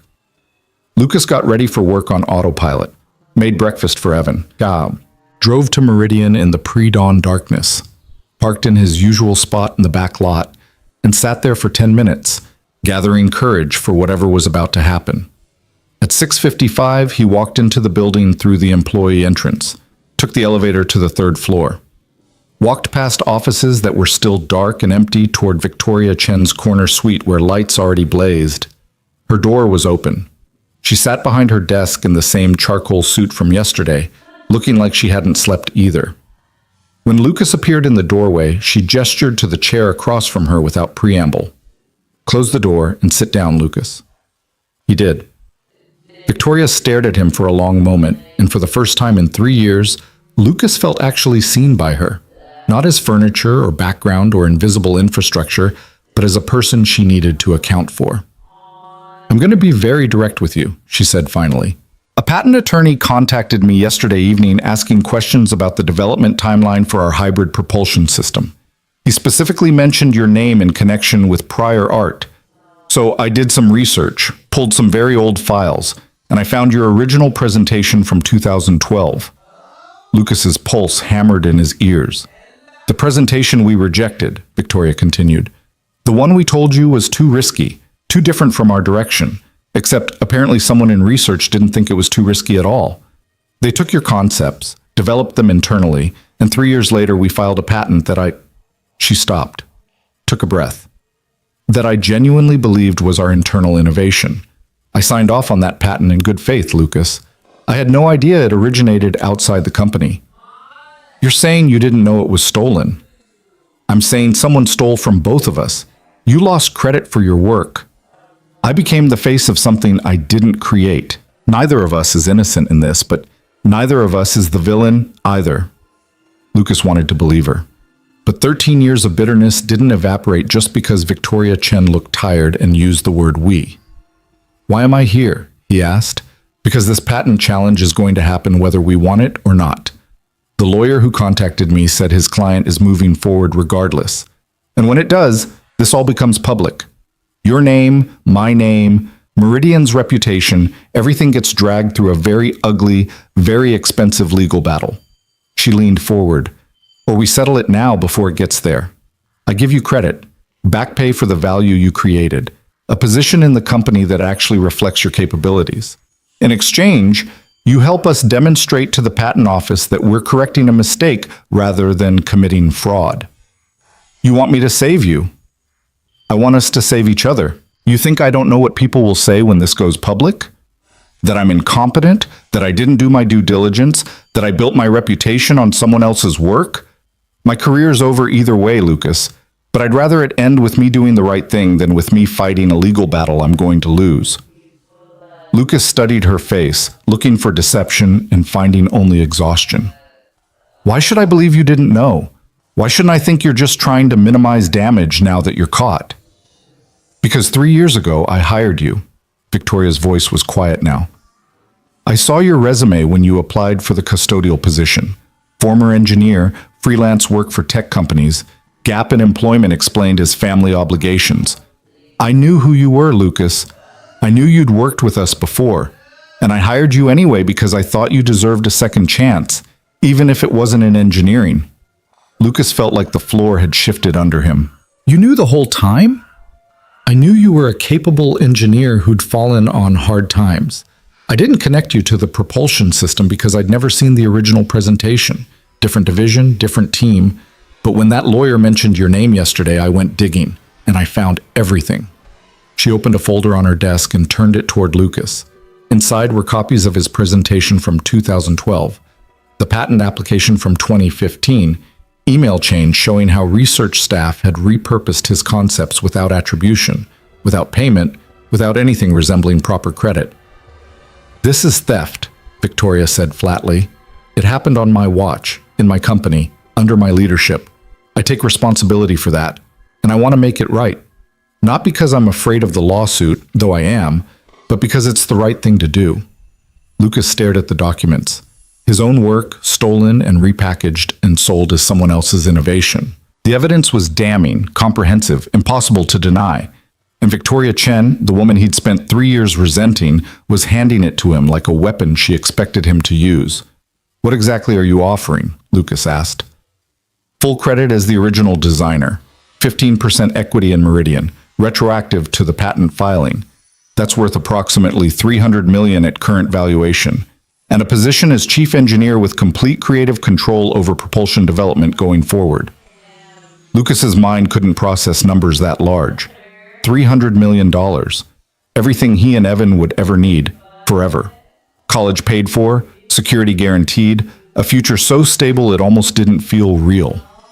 And what do you get? He asked. I get to keep my company. I get to tell our investors that we discovered an error and corrected it honorably.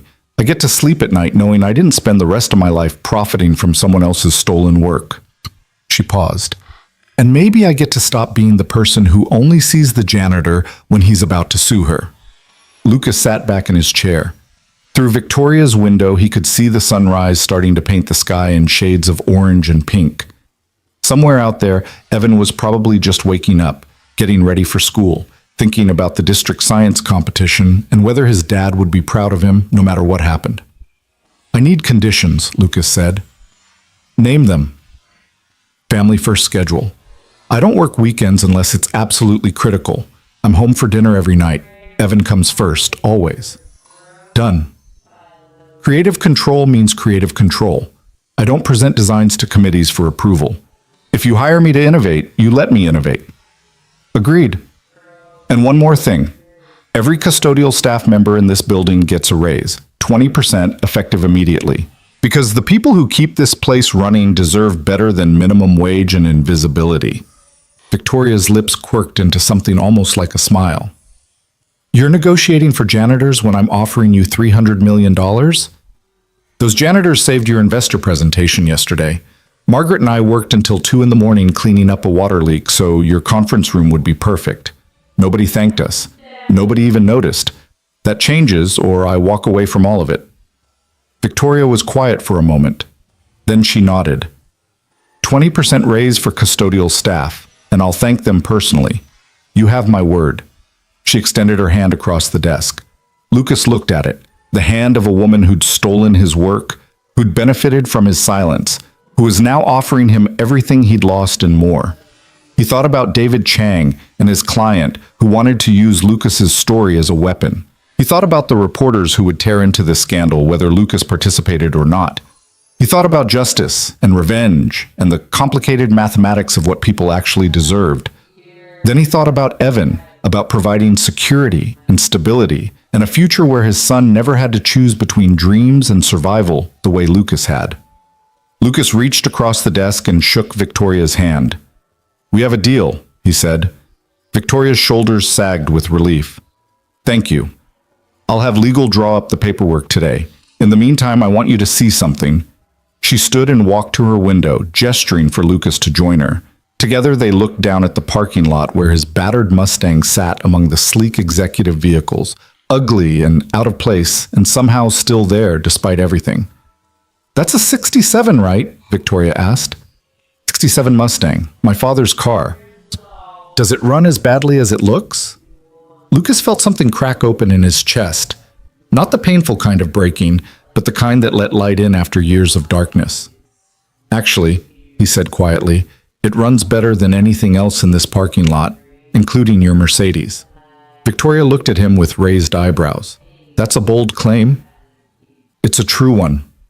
That car has the prototype of your hybrid propulsion system under the hood. I've been testing it for 5 years. Every innovation your engineers have been trying to achieve in the lab, I did in my garage. You're serious? Completely. Victoria stared at him for a long moment. Then she smiled, a real smile this time, not the professional mask she wore for investors and employees. Lucas Reed, I think you and I are going to do great work together. But first, you're going to show me that engine. They left her office and walked through the building that was just starting to wake up. Early arrivals trickling in, coffee brewing, computers humming to life. People stared as they passed, the CEO and the janitor walking side by side toward the parking lot, and Lucas could feel the invisibility finally, completely falling away. When they reached his Mustang, Lucas opened the hood. Victoria looked inside and went completely still. Oh my God, she breathed. The engine sat there in the morning light, battered and jury-rigged and utterly brilliant. Every component had been modified, refined, perfected through years of late-night work. It looked nothing like the clean, production-ready systems in Meridian's lab, but the design was unmistakable. The same hybrid architecture, the same elegant efficiency, the same revolutionary approach to propulsion that was about to change the industry. Turn it on, Victoria said quietly. Lucas got into the driver's seat and turned the key. The engine came alive with that perfect hum, and suddenly other people were stopping to look. Employees arriving for work, executives pulling into their spaces, security guards doing morning rounds. They gathered around the Mustang that they'd probably mocked 1,000 times, and they listened to the sound of an engine that was worth $2 billion running in a car they'd dismissed as junk. Victoria stood with her hand on the hood, feeling the vibration of perfected machinery, and when she looked up at Lucas, there was something like wonder in her eyes. This changes everything, she said. Everything. Lucas turned off the engine and got out. The crowd had grown, 20 people now, maybe more, all of them staring at his car with new understanding. He saw Margaret in the crowd, her face showing complete shock. Saw some of the executives from yesterday's investor meeting. Saw the security guard who'd worked at Meridian longer than Lucas had been alive. And standing at the edge of the crowd, having just arrived for school drop-off early because of a project he needed to work on in the library, was Evan. His son stood there holding his backpack, staring at his father with wide eyes, clearly trying to understand what was happening. why everyone was gathered around their car, why the CEO was shaking Dad's hand like they were equals. Lucas met his son's eyes across the parking lot and smiled. Then he walked over and pulled Evan into a hug. "Dad?" Evan whispered. "What's going on?" "Something that should have happened a long time ago," Lucas said quietly. "I'll explain everything later. But kiddo, that science project we worked on together? It just became a lot more important than either of us realized." Evan looked past his father at the crowd, at Victoria Chen examining their car, at the impossible scene unfolding in the parking lot. "Did we win, Dad?" Lucas thought about 13 years of silence, 3 years of invisibility, a lifetime of choosing his son over his ambition and never once regretting it. He thought about justice finally arriving, not because he demanded it, but because sometimes the truth was too big to stay buried forever. "Yeah," Lucas said, pulling his son close. "We won." The crowd in the parking lot slowly dispersed as people realized they'd be late for work if they kept staring at the janitor's car. But Lucas could feel the shift in how they looked at him now. Not through him, not past him, but at him. Actually seeing him for the first time in 3 years. It was disorienting, like suddenly becoming visible after spending so long as a ghost. Evan was still holding onto his backpack straps, his knuckles white with tension. "Dad, I'm confused. What just happened?" Lucas knelt down to his son's level, aware that Victoria was giving them space but still close enough to hear. "Remember how we talked about the engine in our car? How I told you I'd built it myself?" "Yeah. You said it was like a hobby project." "It was more than that. It was actually something I designed a long time ago, before you were born.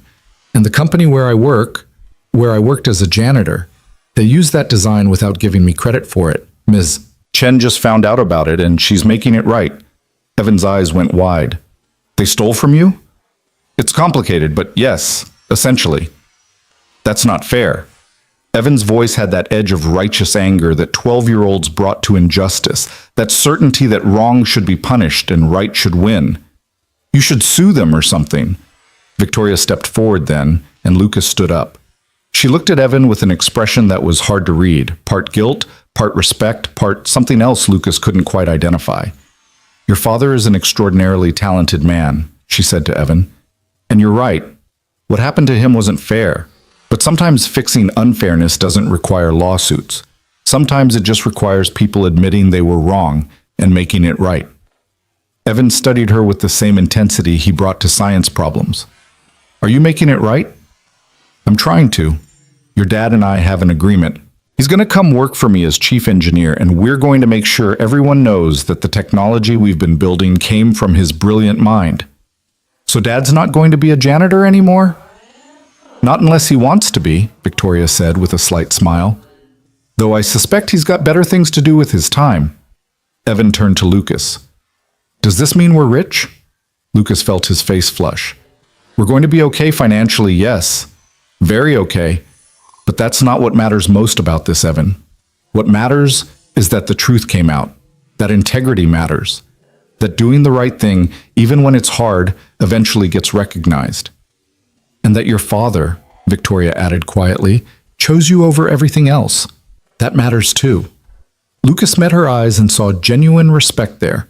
Whatever else happened, whatever complications arose from this deal they'd struck, at least Victoria understood what his choices had cost him. "I should get you to school," Lucas said to Evan. "You've got that library project to work on. Can we talk about this more tonight? Like, everything?" "Everything," Lucas promised. "But right now, you need to focus on school. This can all wait a few hours." Evan nodded and headed toward the school bus stop that was visible from the parking lot. Lucas watched him go, then turned back to Victoria. "Thank you," he said, "for what you said to him. I meant it. You gave up a career most engineers would kill for because you put your son first. That's not something I see often in this industry." She paused. "My office, 9 o'clock. We'll start working out the details with legal. And Lucas, you might want to change out of your work uniform. You're not part of custodial staff anymore." Lucas looked down at his janitor's uniform, the name patch over his pocket, the worn fabric that smelled faintly of cleaning solutions. He'd worn variations of this uniform for 3 years, had stopped noticing it the way you stop noticing anything that becomes part of your daily routine. "I'll go home and change," he said. Victoria nodded and walked back toward the building, already on her phone, already moving on to the next crisis or opportunity or whatever demanded her attention. Lucas watched her go, then got back into his Mustang and sat there for a moment, trying to process everything that had just happened in the span of an hour.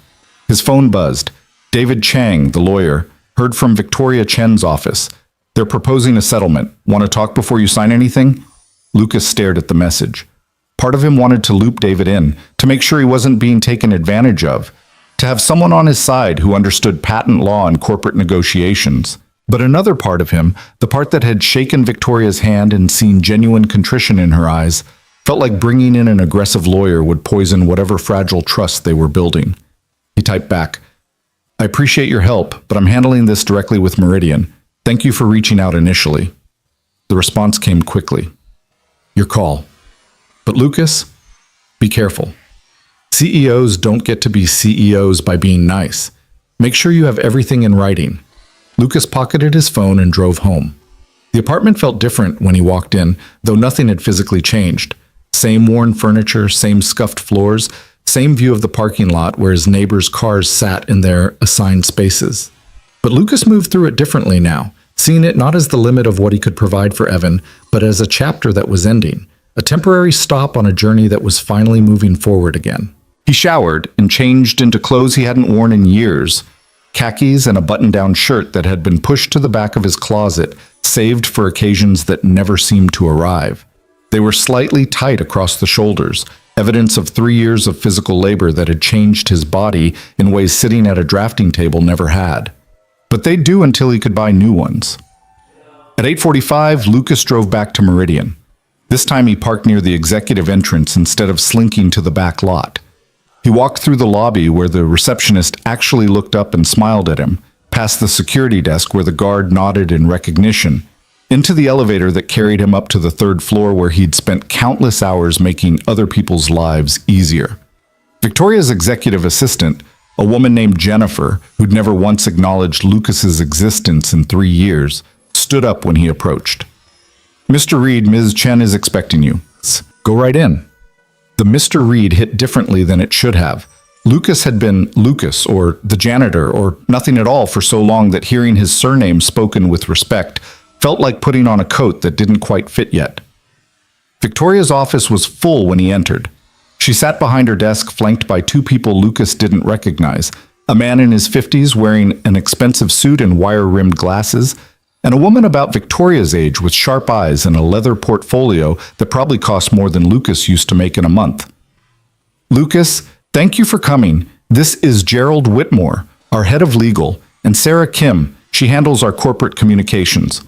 Victoria gestured to the empty chair. "Please sit. We have a lot to discuss." Lucas sat. Gerald immediately opened a folder and slid a document across the desk. "Mr. Reed, I've drafted a preliminary agreement based on the terms Ms. Chen outlined this morning. 15% equity in Meridian Technologies, retroactive to the patent filing date. Based on current valuation, that's approximately $320 million. You'll also receive the title of Chief Engineer with full creative control over propulsion development, salary commensurate with a C-level executive position, and a comprehensive benefits package." Lucas's eyes scanned the document. The legal language was dense, but the numbers were clear enough to make his head spin. "There's also a clause here about non-disclosure," Lucas said, finding the section buried in the middle pages. "I can't discuss the circumstances of the original patent filing with anyone outside this company?" Gerald nodded. "Standard protection.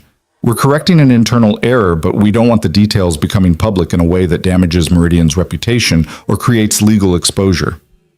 So I can't tell people that my work was stolen." You can tell people that there was a miscommunication about attribution that we've since corrected," Sarah interjected smoothly. "The narrative we're crafting is that you did freelance work for us years ago. The handoff wasn't properly documented, and when the error came to light, we immediately made it right. That's the truth, just framed in a way that doesn't invite lawsuits or regulatory scrutiny." Lucas looked at Victoria. "Is this what making it right looks like? Rewriting history so nobody looks bad?" "It's what keeping your company solvent looks like," Victoria said evenly. "If we frame this as deliberate theft, Our investors will pull funding, our partners will terminate contracts, and Meridian will be destroyed in the ensuing scandal. 3,000 people work here, Lucas. They didn't steal from you. They didn't do anything wrong, but they'll lose their jobs if we handle this poorly. So I protect the company that benefited from stealing my work. You protect the people who had nothing to do with it. The engineers in the lab, the assembly workers, the custodial staff you were just negotiating raises for. They're the ones who suffer if this turns into a public crucifixion of Meridian. Victoria leaned forward. I'm not asking you to lie. I'm asking you to tell the truth in a way that doesn't destroy innocent people's livelihoods. Lucas sat back in his chair. She was right, and he hated that she was right.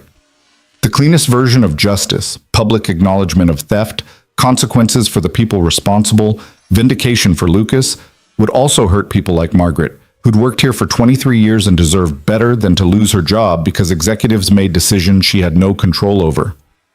What happens to the people who actually did steal it? Lucas asked. The research team that took my presentation and repurposed it? Gerald consulted his notes. Most of them no longer work here. The division head who oversaw the initial patent filing retired 2 years ago. Of the 3 engineers who were directly involved, one left for a competitor, one moved to a different department, and one is still in research. I want to talk to that one. The engineer who's still here. Victoria exchanged glances with Gerald. Why? Because I want to understand how it happened. How someone could take another person's work and claim it as their own. I need to hear it from someone who was actually there. There was a long silence. Then Victoria nodded. His name is Robert Chen. No relation to me, despite the last name. He's been with Meridian for 15 years. I'll arrange a meeting. And the non-disclosure clause? Non-negotiable, Gerald said firmly. Without it, we can't protect the company from the patent attorney who's already sniffing around this case. His client will use any public statement you make as ammunition for their challenge. We settle this quietly, or we fight it publicly, and everyone loses. Lucas thought about David Chang, about the reporters who'd called him yesterday, about the story they'd tell if he gave them the chance. A story about corporate theft and invisible janitors and justice delayed. It would be compelling. It would probably be true. And it would destroy everything Victoria was trying to build from this wreckage. I'll sign, Lucas said quietly. But I want one addition. A scholarship fund for children of Meridian employees. Fully funded, administered independently, focused on kids pursuing STEM education. I want Evan's name on it. Victoria smiled. The Evan Reed Scholarship Fund. I like it. Gerald added to the agreement. 1 million initial funding, $500,000 annually thereafter. That's generous, Lucas said. That's appropriate. Your son is the reason you sacrificed your career. The least we can do is make sure other parents don't have to make the same choice. They spent the next 2 hours working through details. Sarah Kim outlined the communication strategy. A press release announcing Lucas's appointment as chief engineer, carefully worded to acknowledge his foundational contributions to Meridian's proprietary technology without admitting theft. Gerald walked through equity transfer timelines, tax implications, vesting schedules. Victoria described the current state of the propulsion division and where she saw opportunities for innovation. By noon, Lucas's head was swimming with information and his hand was cramping from signing documents. When they finally finished, Victoria stood and extended her hand. Welcome to Meridian Technologies, Chief Engineer Reed. I look forward to working with you. Lucas shook her hand, and this time it felt different than it had that morning. Not quite friendship. They had too much complicated history for that. But something like mutual respect, acknowledgement that they were both trying to navigate an impossible situation with some measure of integrity intact. There's one more thing, Victoria said. Robert Chen is waiting in conference room B. I thought you might want to have that conversation now, while everything is still fresh. Lucas nodded. Thank you. Sarah and Gerald left, and Victoria walked Lucas to the conference room. She paused outside the door with her hand on the handle. I don't know what you're hoping to get from this conversation, she said quietly. But Lucas? Robert's a good engineer. Whatever happened 13 years ago, he's spent the time since then doing solid work. Try to remember that people make mistakes. Sometimes they don't even realize they're making them until it's too late to fix without causing more damage. Then she opened his door and left Lucas alone with the man who'd stolen his future. Robert Chen sat at the conference table with his hands folded in front of him, looking like he'd rather be anywhere else. He was younger than Lucas expected, mid-30s maybe, with the kind of nervous energy that came from knowing you were about to have an uncomfortable conversation. When Lucas entered, Robert stood up quickly, almost knocking over his chair. "Mr. Reed, I'm Robert Chen. I understand you wanted to speak with me." Lucas sat down across from him. "I want to understand how it happened. I presented a hybrid propulsion design to Meridian in 2012. You were part of the team that developed it into the patent that's made this company billions. I need to know how my work became yours." Robert's face flushed. "It wasn't like that. I mean, it was, but not the way you're thinking. Can I explain?" "That's why I'm here." Robert took a deep breath. "I was a junior engineer back then, just a few years out of grad school. Your presentation came through our division head, Marcus Reeves. He showed it to the team and said it was interesting but too risky for us to pursue directly, but he also said we should keep the concepts in mind for future projects. So you knew it was my design." "We knew it came from an external consultant named Lucas Reed, yes, but Marcus told us that you'd been paid for the consultation, that it was work for hire, that once you'd presented it to us, it became Meridian's property to develop however we saw fit." Lucas felt something cold settle in his stomach. "I was never paid, and there was no work for hire agreement." Robert's face went pale. "What?" "I presented that design as part of a pitch to become a full-time consultant for Meridian. You rejected it, told me it was too different from your current direction. I never received a dollar, never signed anything that would transfer ownership." "Oh God." Robert put his head in his hands. "Marcus told us it was all handled legally. He said you'd signed off on everything and we were free to use the concepts. We trusted him. We were junior engineers. We didn't question the division head when he said something was cleared through legal. Did you ever try to contact me? To ask questions or get clarification on the design?" "Marcus said you'd made it clear you didn't want ongoing involvement. He said you were leaving the field entirely for personal reasons and preferred not to be contacted." Lucas sat back in his chair. The picture was becoming clear now. A division head who'd seen an opportunity, a group of junior engineers who'd trusted their superior, and a theft that had been framed as legitimate development. Robert probably had no idea he was building his career on stolen work. "What happened to Marcus Reeves?" Lucas asked. "He retired 2 years ago. Moved to Florida with a very generous pension, from what I heard." Robert looked up at Lucas with miserable eyes. "I'm sorry. I know that doesn't change anything, but I'm genuinely sorry. If any of us had known the truth, we never would have—" "I believe you," Lucas said quietly. And he did. Robert didn't look like a thief. He looked like someone who'd been lied to and was only now realizing the extent of the deception. "Are you going to press charges?" Robert asked. "Because I understand if you do. I'd probably do the same thing in your position." Lucas thought about it. Thought about lawyers and courtrooms and the satisfaction of seeing Marcus Reeves face consequences for what he'd done. But Marcus was in Florida, retired, beyond the reach of anything meaningful.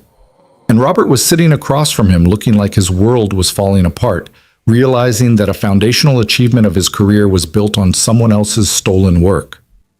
"No," Lucas said, "I'm not pressing charges. You were a junior engineer following orders from someone you trusted. That's not criminal. That's just being human." Robert's relief was visible. "Thank you. I don't deserve that, but thank you. You can repay me by being honest going forward. I'm going to be chief engineer here, which means we'll be working together. I need to know I can trust you." "You can. I swear it." Robert hesitated. "Can I ask you something?" "Go ahead." "Why did you leave engineering? Marcus said it was personal, but he was obviously lying about everything else. What really happened?" Lucas pulled out his phone and showed Robert the photo of Evan at the science fair, that gap-toothed smile and the pride in his eyes. "I had a son who needed me more than I needed a career, so I chose him." Robert stared at the photo. "You gave up engineering entirely to be a single parent?" "I gave up the career. I never gave up engineering. I just did it in my garage instead of a lab." "The Mustang," Robert said slowly. "Ms. Chen said you built a working prototype. That's why she believed you about the original design. 5 years of refinement. Every night after my son went to bed, I worked on making it better. It's not pretty, but it runs better than anything in your lab. I'd love to see it sometime, if that's not too presumptuous. Lucas studied Robert for a moment. The younger engineer looked genuinely interested, genuinely contrite, genuinely willing to start over on honest footing. Maybe that was enough. Come to the parking lot after work today. I'll show you what 15 years of development looks like when you're not constrained by corporate timelines. Robert's face lit up. Really? Thank you, Mr. Reed. I mean it. Call me Lucas. We're colleagues now. They shook hands, and Lucas left the conference room feeling like at least one piece of this complicated situation had been resolved with something approaching grace. Robert wasn't the villain he'd imagined. Marcus Reeves was. But Marcus was gone, untouchable, living out his retirement while Lucas cleaned up the mess he'd left behind. Lucas spent the rest of the afternoon in meetings with various department heads, being introduced as the new chief engineer, answering questions about his vision for the propulsion division. People who'd walked past him 1,000 times as invisible furniture now hung on his words, took notes on his ideas, treated him like his opinions mattered. It was exhausting and exhilarating in equal measure. At 4:30, Lucas's phone buzzed with a text from Evan's school. Mr. Reed, this is Mrs. Patterson. Evan mentioned you might be available to help with his district competition preparation. Would you have time to meet with us tomorrow after school to discuss his project? Lucas smiled and typed back, Absolutely. What time works for you? The response was immediate, 3:30 p.m., and Mr. Reed, congratulations on your new position at Meridian. Evan told me the news. He's very proud of his father. Lucas felt his throat tighten. He pocketed his phone and went to find Victoria, who was in her office reviewing quarterly reports. I need to leave by 3 tomorrow, he said from her doorway. My son has science competition prep. Victoria looked up. Of course. Lucas, you don't need to ask permission anymore. You're setting your own schedule now. Family first, remember? I remember. Just wanted to make sure that actually means what you said it means. It does. Go be with your son. The propulsion division will survive without you for an afternoon. Lucas nodded and turned to leave, then paused. Victoria, thank you for all of this. I know it wasn't easy. Neither was what you've been through. We're even. She smiled slightly. Now get out of here. I have actual work to do and you're distracting me. Lucas left through the executive entrance this time, walking past the reception desk where Jennifer called out, Have a good evening, Mr. Reed. He waved back, still not quite used to being seen, to mattering, to existing as something more than background noise in other people's important lives. His Mustang sat in the executive lot where he'd parked it that morning. Robert Chen was already there, examining the exterior with the careful attention of someone who understood that appearances could be deceiving. It really does look terrible, Robert said as Lucas approached. No offense. None taken. It's supposed to look terrible. Keeps people from asking questions. Lucas opened the hood, and Robert's expression shifted from polite interest to genuine awe. Oh my God, this is incredible. You built this yourself? In a garage? With hand tools and YouTube videos and a lot of trial and error. The core design is 13 years old, but I've been refining it constantly. Better efficiency, smoother power delivery, reduced emissions. Everything your lab's been working on, I did first. Robert leaned in closer, tracing the modifications with his eyes. The hybrid coupling here, the way you've integrated the electric and combustion systems, this is genius-level work. And you did this while working as a janitor? Engineering was never about the job title. It's about solving problems because they're interesting, because they matter, because you can't not solve them even when nobody's paying you to. Robert straightened up and looked at Lucas with something like reverence. I've been working in that lab for 12 years, and I've never seen anything as elegant as this. You're going to change everything, aren't you? We're going to change everything, Lucas corrected, if you're willing to work with me honestly. I am, absolutely. Robert paused. Can I ask you something else? Sure. How did you not hate us? All this time working here, cleaning our offices, knowing we'd stolen from you, how did you not just burn the whole place down? Lucas closed the hood and leaned against the car. Because hate takes energy I needed for my son. Because revenge wouldn't have changed the past. And because I've learned that people are complicated. Victoria didn't know. You didn't know. The only person who actually understood what he was doing is retired in Florida, and I'll probably never get the satisfaction of confronting him. That doesn't seem fair. It's not. But fair and reality are two different things. I can either spend my energy being angry about what should have been, or I can use it to build what comes next. I choose building. Robert nodded slowly. I want to help. With whatever you're planning for the propulsion division. I know I don't have any right to ask after everything that happened, but I'd like to be part of making things right. Then show up tomorrow ready to work. We're going to take this prototype and turn it into something that actually goes into production. Something that proves innovation doesn't require stealing from people who can't defend themselves. I'll be there. They shook hands again, and Robert headed to his own car. Lucas got into his Mustang and sat there for a moment, feeling the weight of the day settling over him. Everything had changed in less than 24 hours. Yesterday, he was a janitor. Today, he was chief engineer with equity worth hundreds of millions and the power to actually make the innovations he'd been dreaming about for 13 years. His phone rang. Evan. Hey, kiddo? Dad, everyone's talking about you. Marcus's mom saw something online about a new chief engineer at Meridian Technologies and showed him the picture, and it's you. Are you famous now? Lucas laughed. I don't know about famous, but yes, things have changed. Good changes? Very good changes. I'll explain everything when I get home. Want to pick up pizza on the way? Can we afford it? Evan asked, and Lucas felt his heart break a little at the question. His 12-year-old son had learned to worry about money, to calculate the cost of small luxuries, to understand that sometimes the answer was no because budgets were tight. We can definitely afford pizza, Lucas said gently. And Evan, you don't have to worry about money anymore. I promise. Because of the new job? Because of a lot of things. I'll explain when I'm home. 20 minutes, okay? Okay, love you, Dad. Love you too. Lucas ended the call and started the engine. That perfect hum filled the car, the sound of everything he'd built alone in his garage while the world slept, and his son dreamed of futures that didn't require sacrifice. He pulled out of the executive lot and drove toward home, toward Evan, toward a conversation that would change how his son understood the past 3 years and everything that had led to this moment. The pizza place was busy, but Lucas didn't mind waiting.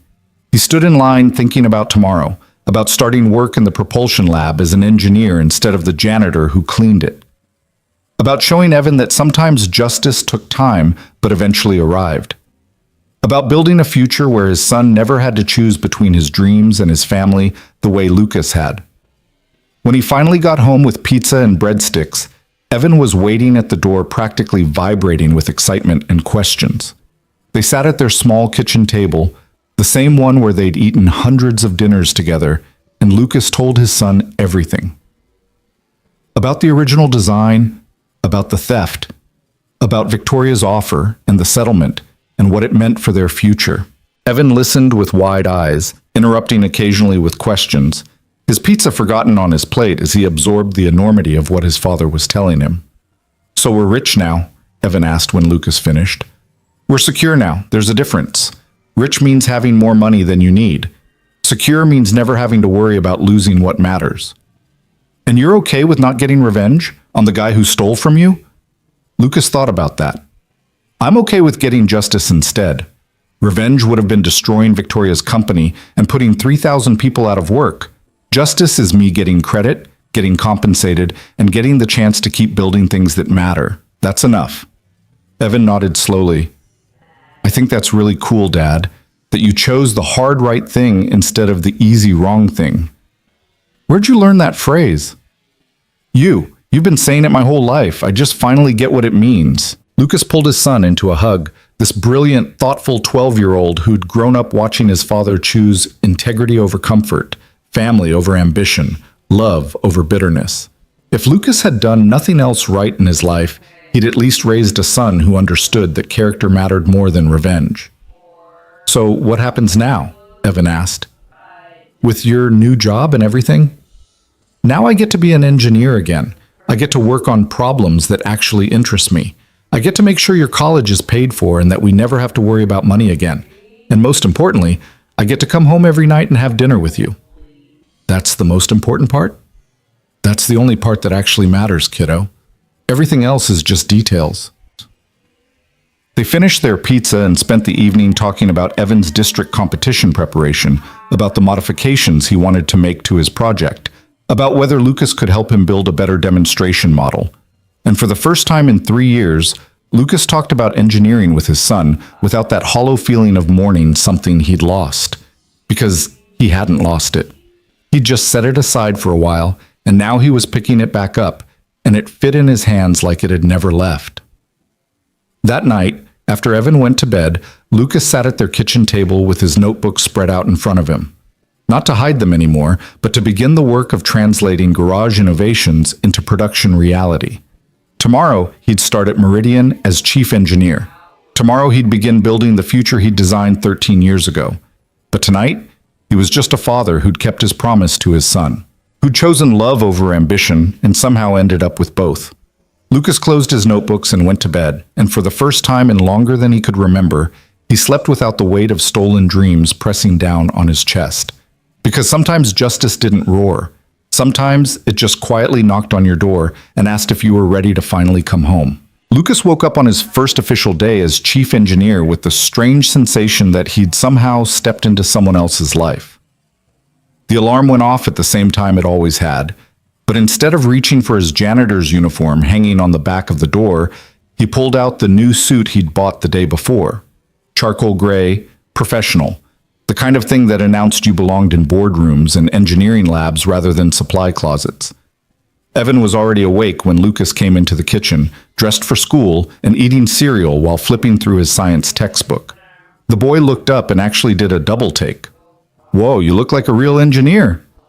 Lucas smiled as he started the coffee maker. "I've always been a real engineer, kiddo. I just look like one now, too." "You know what I mean. You look important." The work was always important, even when I was doing it in our garage at midnight. The clothes don't change that. Lucas poured himself coffee and sat down across from his son. "Speaking of which, I talked to your teacher yesterday.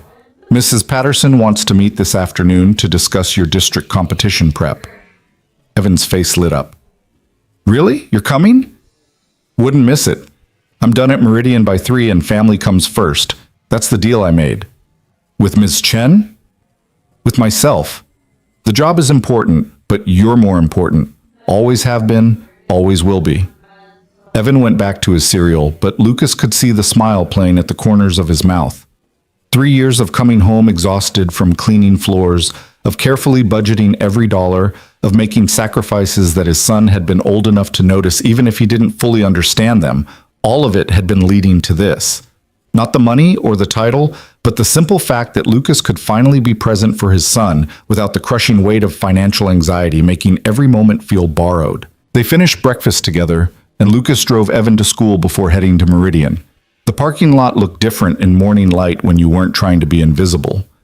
Lucas parked in the executive section, still felt strange, like he was breaking some unspoken rule, and walked through the main entrance instead of slinking around to the employee door and back.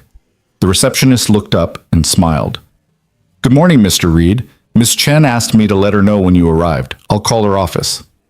"Thank you," Lucas said, and even that felt foreign.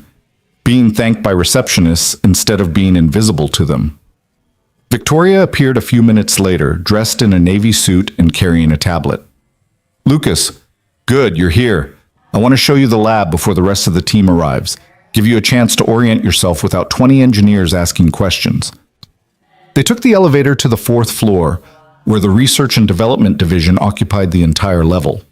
Victoria swiped her badge. No, their badges now, Lucas realized, seeing the security reader recognize him as an authorized executive, and led him through doors he'd only ever seen from the outside while mopping hallways.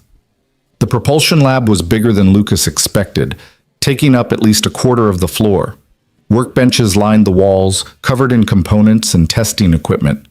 In the center of the room sat 3 prototype engines in various stages of assembly, connected to monitoring systems that tracked performance metrics in real time. "This is what we've been working on for the past 18 months, Victoria said, gesturing to the nearest prototype. "Refinements to the original design, trying to improve efficiency and reduce production costs. We're at about 73% of the theoretical maximum efficiency. Lucas walked over to the prototype and studied it. He could see his original design in the architecture, but also years of modifications by engineers who'd been working without understanding the core principles. Some improvements were solid, others were actually degrading performance. "You're using the wrong coupling ratio here," Lucas said, pointing to a junction where electric and combustion systems interfaced. "And this heat exchange system is fighting against itself.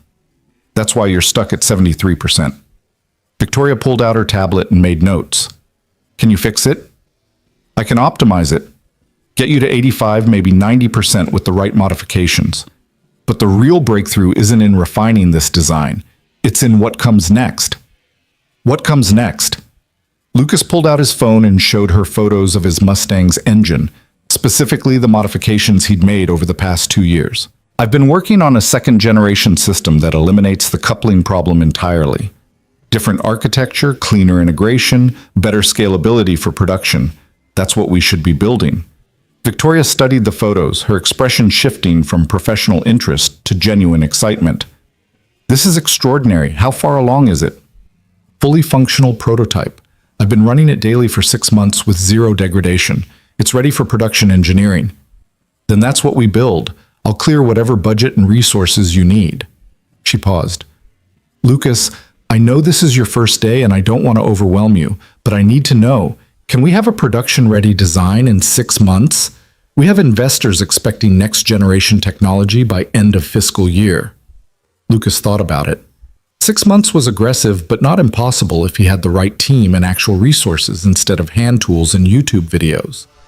"Yes, but I'll need Robert Chen on my team full-time, plus 2 more senior engineers and at least 3 technicians who understand precision manufacturing." "Done. I'll have HR process the transfers today." Victoria's phone buzzed and she checked it, then sighed. "I have to go. Board meeting in 20 minutes. Your office is down the hall, 3rd door on the left. Robert will be here at 8 to help you get oriented. And Lucas? Welcome home." She left, and Lucas stood alone in the lab that should have been his 13 years ago. He walked between the workbenches, running his hands over equipment that represented millions of dollars in investment, thinking about all the nights he'd spent in his garage with salvaged parts and borrowed tools, creating miracles from nothing because creation was who he was, even when the world had decided he was just a janitor. Robert arrived at 8 exactly, followed by 2 other engineers Victoria had pulled from different divisions. They spent the morning reviewing the current prototype designs, and Lucas walked them through the modifications needed to break through the efficiency ceiling. The engineers listened with the kind of focused attention that told Lucas they understood they were seeing something special, that the man leading them wasn't just management with a fancy title, but someone who actually understood the work at a level they were still aspiring to reach.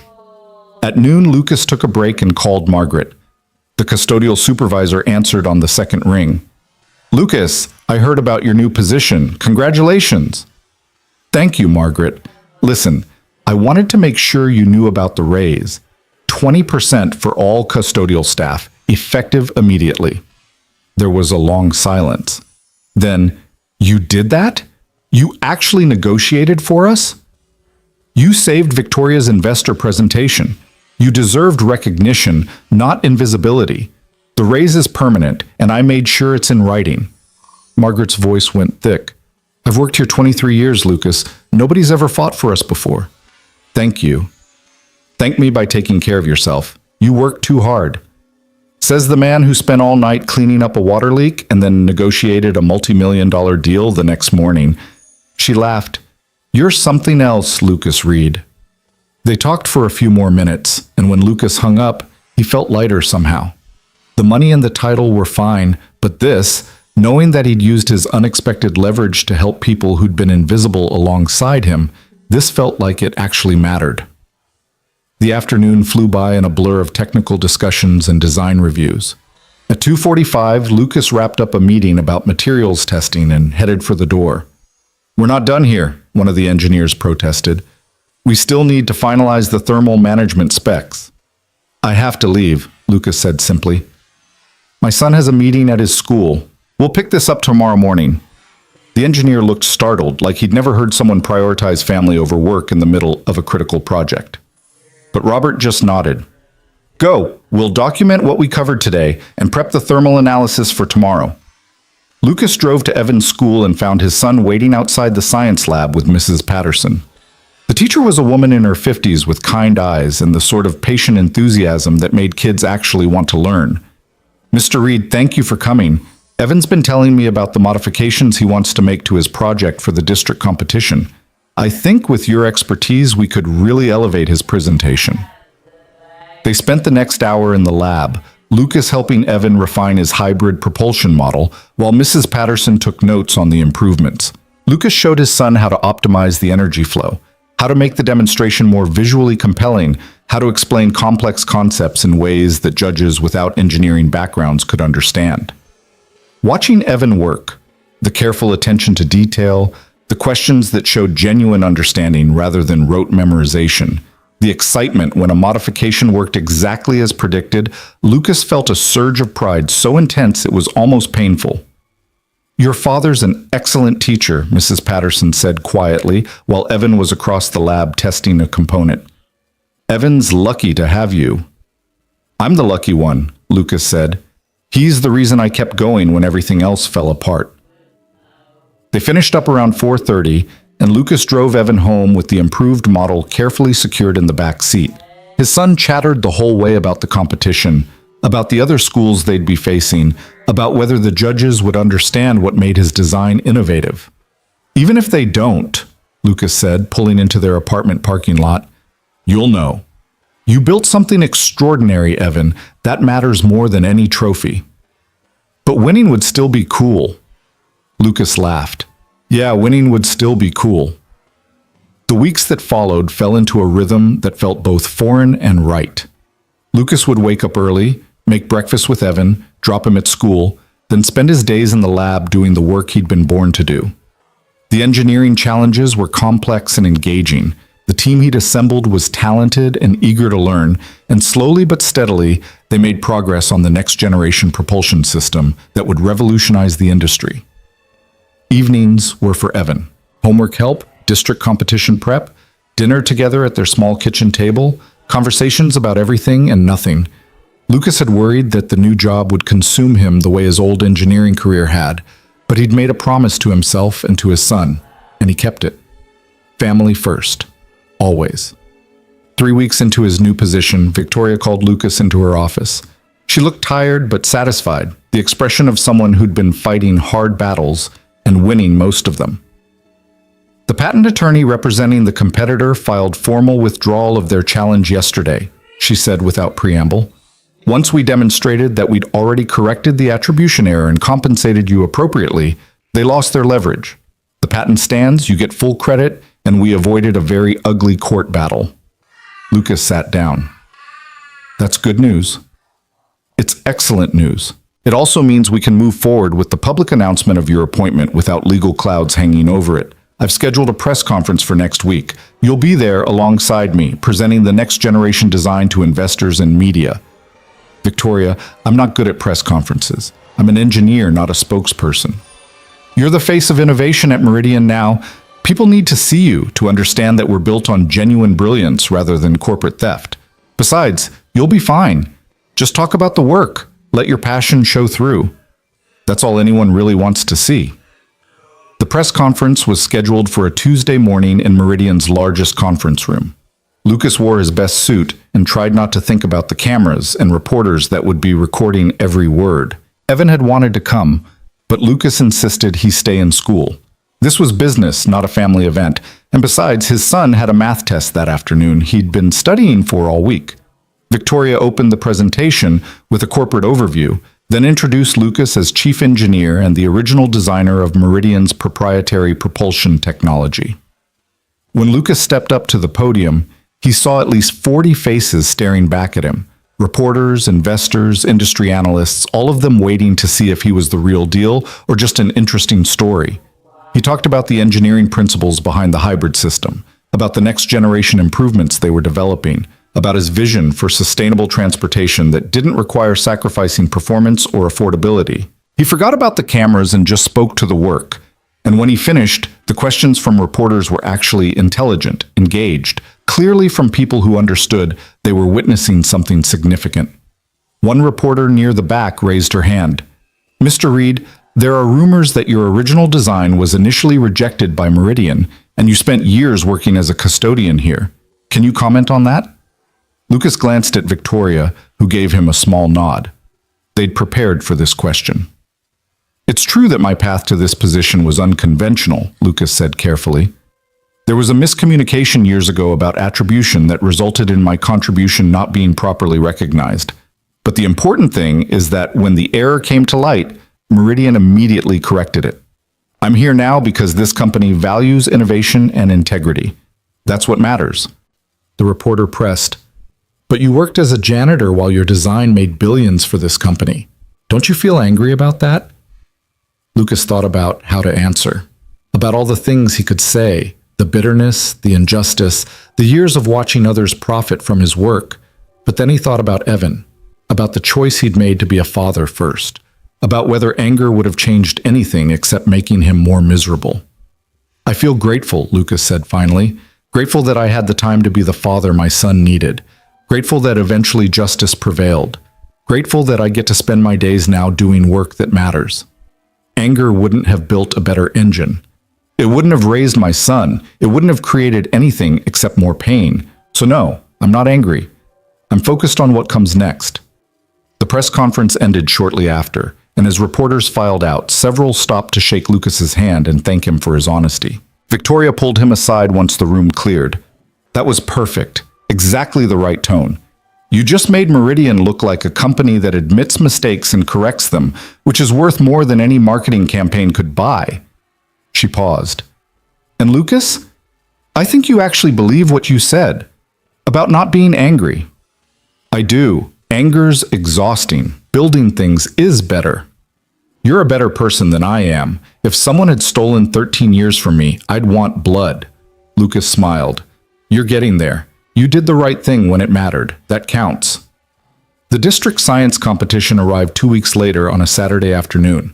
Lucas took the day off, he had that luxury now, and drove Evan to the convention center where schools from across the region had set up their projects.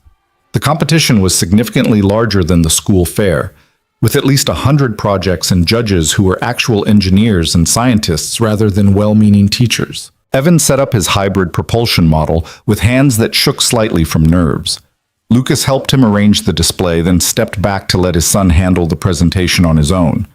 Part of being a parent was knowing when to help and when to get out of the way. The judging took 3 hours.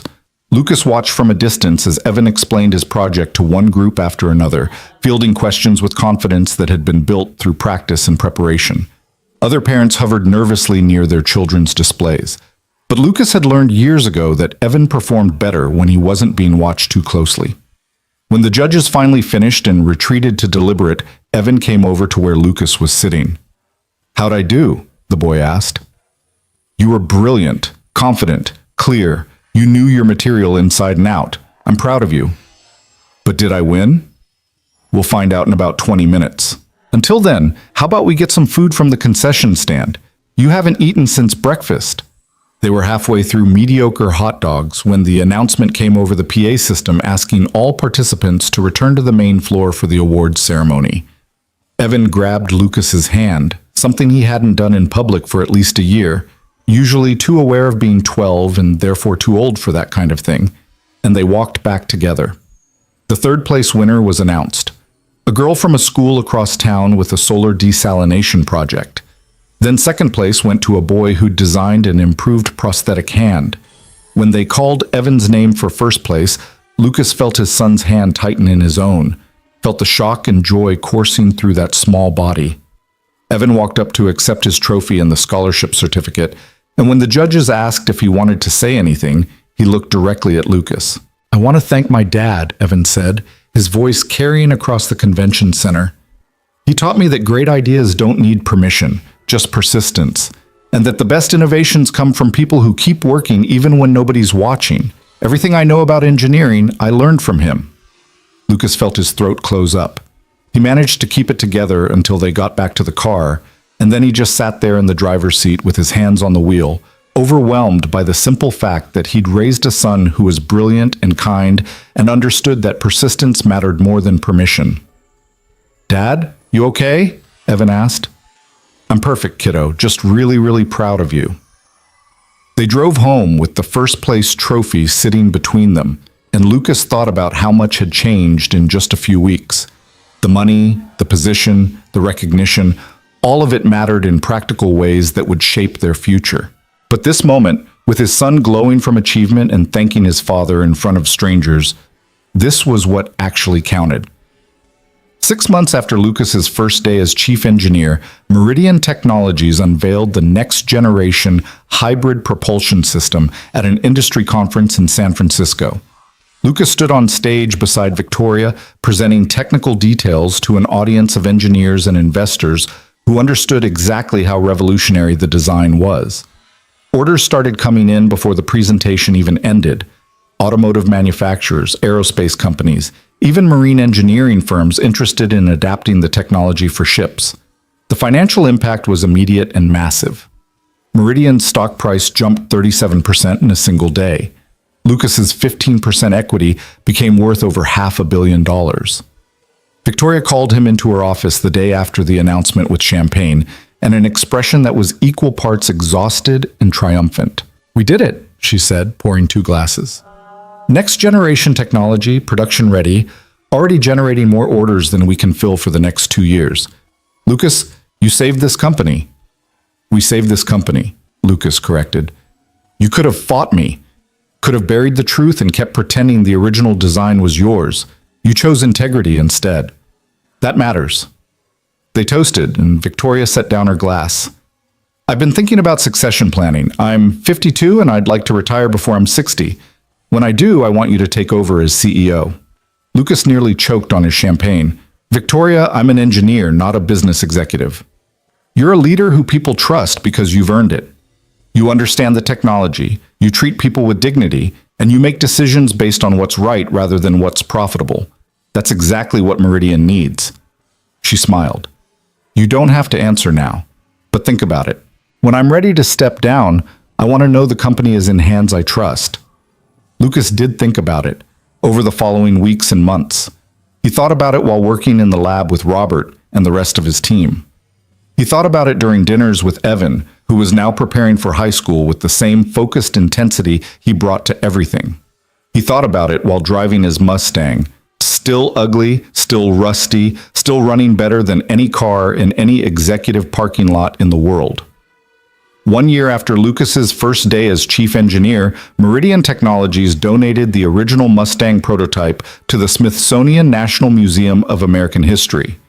They'd asked Lucas if he wanted to keep it, but he'd decided the car belonged in a place where future engineers could see it and understand that innovation didn't require perfect circumstances or unlimited resources or institutional support. Sometimes it just required one person who refused to stop creating, even when the world had decided they didn't matter. The donation ceremony was small but meaningful. Lucas stood next to the Mustang while a curator explained its significance.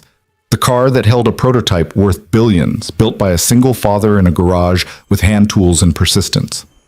Evan stood beside his father, 16 now, and already taller than Lucas, already thinking about college applications and engineering programs and the future he'd build with the education his father's work had secured.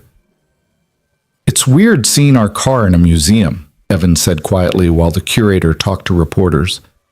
"Like it belongs to history now instead of us." "It never really belonged to us," Lucas replied. "We were just taking care of it for a while. Now it gets to inspire other people the way my father's work inspired me." "Do you miss it, the car?" "I miss what it represented. The late nights in this garage, the freedom to build without committees or budgets or corporate oversight. But I don't miss the circumstances that made those nights necessary." Lucas put his arm around his son's shoulders. "I'd rather have boring evenings at home with you than brilliant midnight sessions alone in a garage." Even if the midnight sessions produced revolutionary technology? Even then. Revolutionary technology is great, Evan, but you're the only thing I've ever created that actually matters. The ceremony ended, and they walked through the museum together, past exhibits showing the evolution of American innovation. Lucas stopped in front of a display about the Wright brothers, about two bicycle mechanics who'd built the first airplane in their workshop because everyone else said it was impossible. "You know what the real innovation is?" Lucas said to Evan. "Not the technology, not the engineering. It's the refusal to accept that circumstances define what you're capable of creating. The Wright brothers were bicycle mechanics. I was a janitor. What mattered was that we kept building anyway." "So I should keep building too, even when things get hard?" "Especially when things get hard. That's when building matters most." They left the museum and drove back to their apartment. Not the same cramped place they'd lived in for years, but a larger home in a better neighborhood that Lucas had bought once the equity started converting to actual money. Evan went to his room to work on college applications while Lucas sat in his home office, looking at the engineering awards that now lined his shelves, the recognition from professional societies, the honorary doctorate from his old university. His phone rang. Victoria. "Just got word that the second-generation system passed all regulatory testing. We're cleared for full production across all markets. Lucas, we're about to change the entire automotive industry." "That's great news. Have you told the board?" "I'm about to. But I wanted you to hear it first, because none of this happens without you, without your refusal to stop innovating even when you had every reason to give up."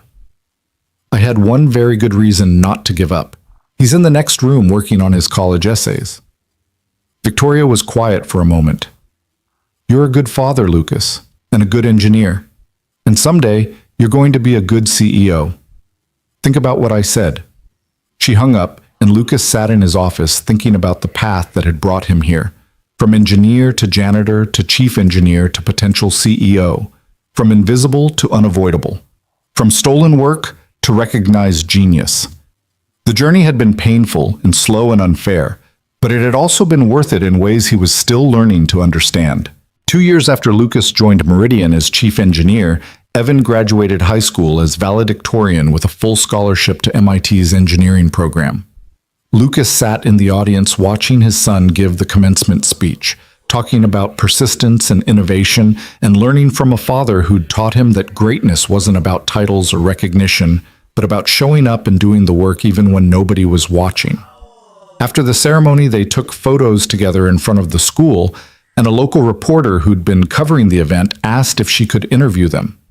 "I understand you're Lucas Reed," she said, "the chief engineer at Meridian Technologies, and your son is heading to MIT on scholarship. That must be incredibly gratifying." Lucas looked at Evan, at this young man who'd grown up watching his father push a mop, and somehow still believed he could change the world. "The scholarship is wonderful. The MIT acceptance is wonderful. But honestly, the most gratifying thing is knowing I raised someone who understands that character matters more than circumstances. That's worth more than any engineering achievement." The reporter turned to Evan. "What did you learn from your father?" Evan didn't hesitate. "That love is the most important innovation. Everything else is just details." 3 years after Lucas became chief engineer, Victoria announced her retirement. She was 55 years old and ready to step back from the demands of running a major corporation. The board of directors met to discuss succession, and when they offered Lucas the CEO position, he said yes. He said yes because he'd learned that leadership wasn't about titles or corner offices, but about treating people with dignity and making decisions based on what was right rather than what was easy. He said yes because he wanted to build a company where custodial staff got raises without having to steal the CEO's attention first. He said yes because Evan was at MIT now, thriving, no longer needing his father home every evening, and Lucas had energy to invest in building something larger than just engines. On his first day as CEO, Lucas made his first executive decision. He promoted Margaret to Director of Facilities Operations with a salary that reflected the value she'd been providing for 23 years without recognition. His second decision was to implement a company-wide profit-sharing program that ensured every employee, regardless of position, benefited when Meridian succeeded. His third decision was to park his new company car, a sensible hybrid sedan that used the propulsion system he'd designed, in the back lot instead of the executive section, because he never wanted to forget what it felt like to be invisible. 5 years after Lucas became CEO, Meridian Technologies was the leading manufacturer of hybrid propulsion systems in North America. The company employed 8,000 people, generated billions in annual revenue, and was regularly cited as one of the best places to work in the technology sector. Lucas ran the company from an office that looked out over the parking lot where his Mustang had once sat, mocked and dismissed and holding a fortune that nobody could see. He thought about that sometimes, about how often the most valuable things were the ones that looked worthless to people who didn't bother to look closely. Evan graduated from MIT with honors and joined Meridian's research division, not because of nepotism, but because he'd genuinely become one of the brightest young engineers in his field. Father and son worked together on the third-generation propulsion system, the one that would power vehicles for the next decade, and Lucas found himself teaching Evan the same lessons his own father had taught him in that garage so many years ago. On the 10-year anniversary of Lucas's first day as chief engineer, 8 years into his tenure as CEO, Meridian held a company celebration.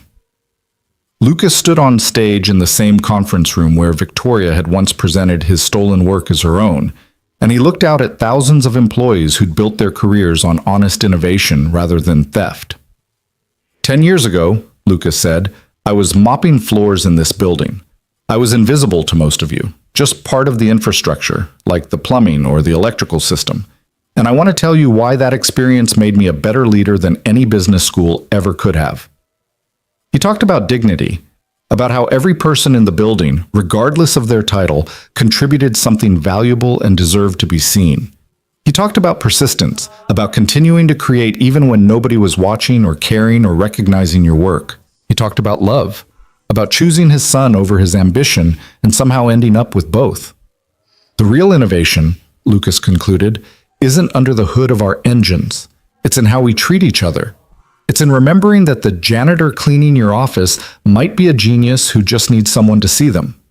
It's in building a company where people matter more than profits, even though treating people well is actually what makes us profitable. That's what I learned mopping these floors. That's what I want Meridian to be. The applause was genuine and loud, and when Lucas stepped down from the stage, Robert Chen was waiting with a smile. You did it, Robert said. Built exactly the company you wanted. We did it, Lucas corrected. Every engineer who refused to take shortcuts, every manager who treated their team with respect, every custodian who kept this place running, we all did it together. That evening, Lucas drove to the Smithsonian where his Mustang still sat in the American History Museum. He stood in front of it for a long time, this ugly car that had held everything that mattered, and he thought about the journey from there to here. A young woman approached, maybe 20 years old, wearing an engineering school hoodie. She stood beside Lucas, staring at the Mustang. This is my favorite exhibit, she said quietly. I come here whenever I need inspiration, whenever I feel like giving up. What inspires you about it? Lucas asked. That someone built this in a garage, that they didn't need permission or resources or anyone's approval. They just kept working because the work mattered to them. She turned to Lucas. I'm first-generation college. My family thinks engineering is impractical, that I should study something that guarantees a job. But seeing this car, knowing someone built revolutionary technology while working as a janitor, it makes me think I can do it too. Lucas felt his throat tighten. You can. The circumstances don't define what you're capable of creating. Your persistence does. Did you know him, the engineer who built this? Lucas smiled. Yeah, I knew him. And he'd want you to know that every time you feel like quitting, that's exactly when you should keep going. Because the breakthrough is usually right on the other side of the moment you want to give up. The young woman nodded, taking a photo of the Mustang with her phone. Then she thanked Lucas and walked away, and he stood there thinking about how his story, his ugly car, his stolen work, his years of invisibility, was inspiring someone he'd never met to keep building even when everything seemed impossible. That night, Lucas called Evan, who was in California for a conference. How's it going? Lucas asked. Good. Presented our research today. I think we're close to solving the scaling problem on the fourth-generation system. Evan paused. Dad? Can I ask you something? Always. Do you ever regret it? Giving up engineering the first time? All those years you could have been working on this stuff instead of mopping floors? Lucas thought about how to answer. About the complicated truth that regret and gratitude could exist simultaneously, that you could wish things had been different while still being grateful for how they turned out. I regret that the choice was necessary. Lucas said slowly. I regret that the world makes parents, especially single parents, choose between their children and their careers. I regret that innovation often requires privilege that not everyone has access to. But do I regret choosing you? Never. Not for a single second. Even knowing what you know now, that it all worked out eventually? Especially knowing that, because eventually wasn't guaranteed, Evan. I made those choices not knowing if justice would ever arrive, not knowing if I'd ever be recognized for my work. I made them because you needed me, and that was enough. The fact that things turned out well is wonderful, but it's not why I did it. I did it because you were worth more than any career. Evan was quiet for a moment, then, I hope I can be that kind of parent someday. The kind who loves someone more than they love their own ambition. You will be. You already understand what matters most. Everything else is just details. They talked for a while longer about research and conferences and the small details of daily life.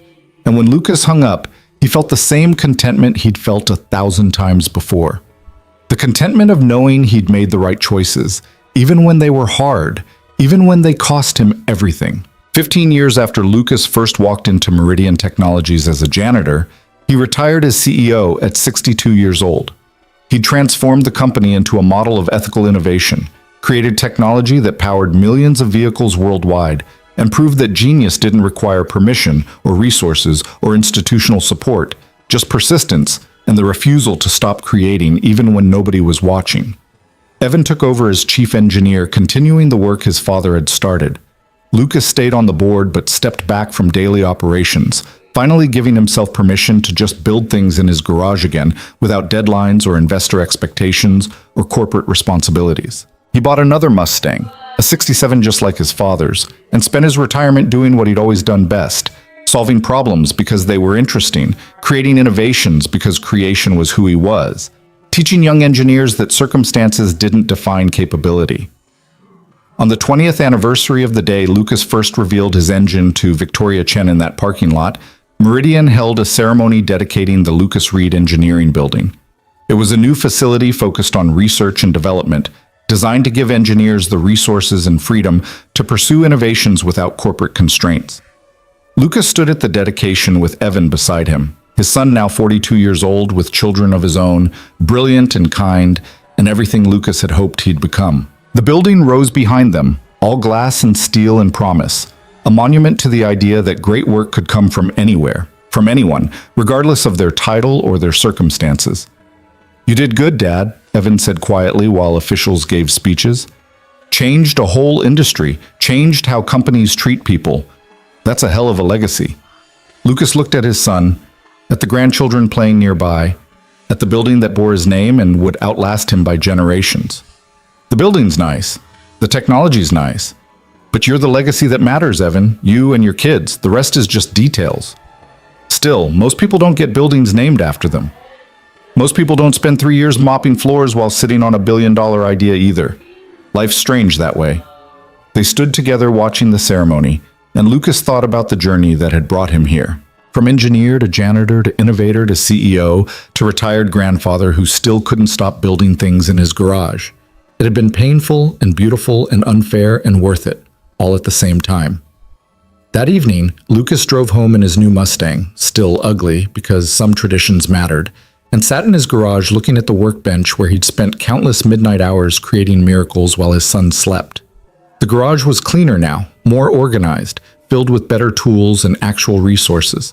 But the work was the same, the drive to build, to innovate, to create something that mattered. His phone buzzed, a text from the young woman he'd met at the Smithsonian years ago. She'd tracked him down somehow, wanted to let him know she'd just accepted a position at a major automotive company as a lead engineer. Wanted to thank him for the encouragement. Lucas smiled and typed back, "Congratulations. Keep building." The world needs engineers who create because they can't not create, regardless of circumstances. The response came quickly. "That's what you taught me. That persistence matters more than permission." Lucas set down his phone and looked around his garage. At the half-finished projects, the sketches pinned to walls, the evidence of a life spent creating. He thought about everything he'd built, the engines, the company, the legacy. But mostly, he thought about Evan, about choosing love over ambition and somehow ending up with both. Because in the end, that was the real innovation, not the hybrid propulsion system, or the billions in revenue, or the buildings with his name on them. The real innovation was learning that love was more powerful than genius, that character mattered more than recognition, that showing up for the people who needed you was worth more than any technology you could ever design. Lucas turned off the garage light and went inside, where dinner was waiting and life was good, and the future he'd built through persistence and love stretched out ahead of him, full of promise and possibility, and the quiet satisfaction of knowing he'd done exactly what mattered most. He'd been a father first. Everything else had just been details. And somehow, miraculously, that had been enough.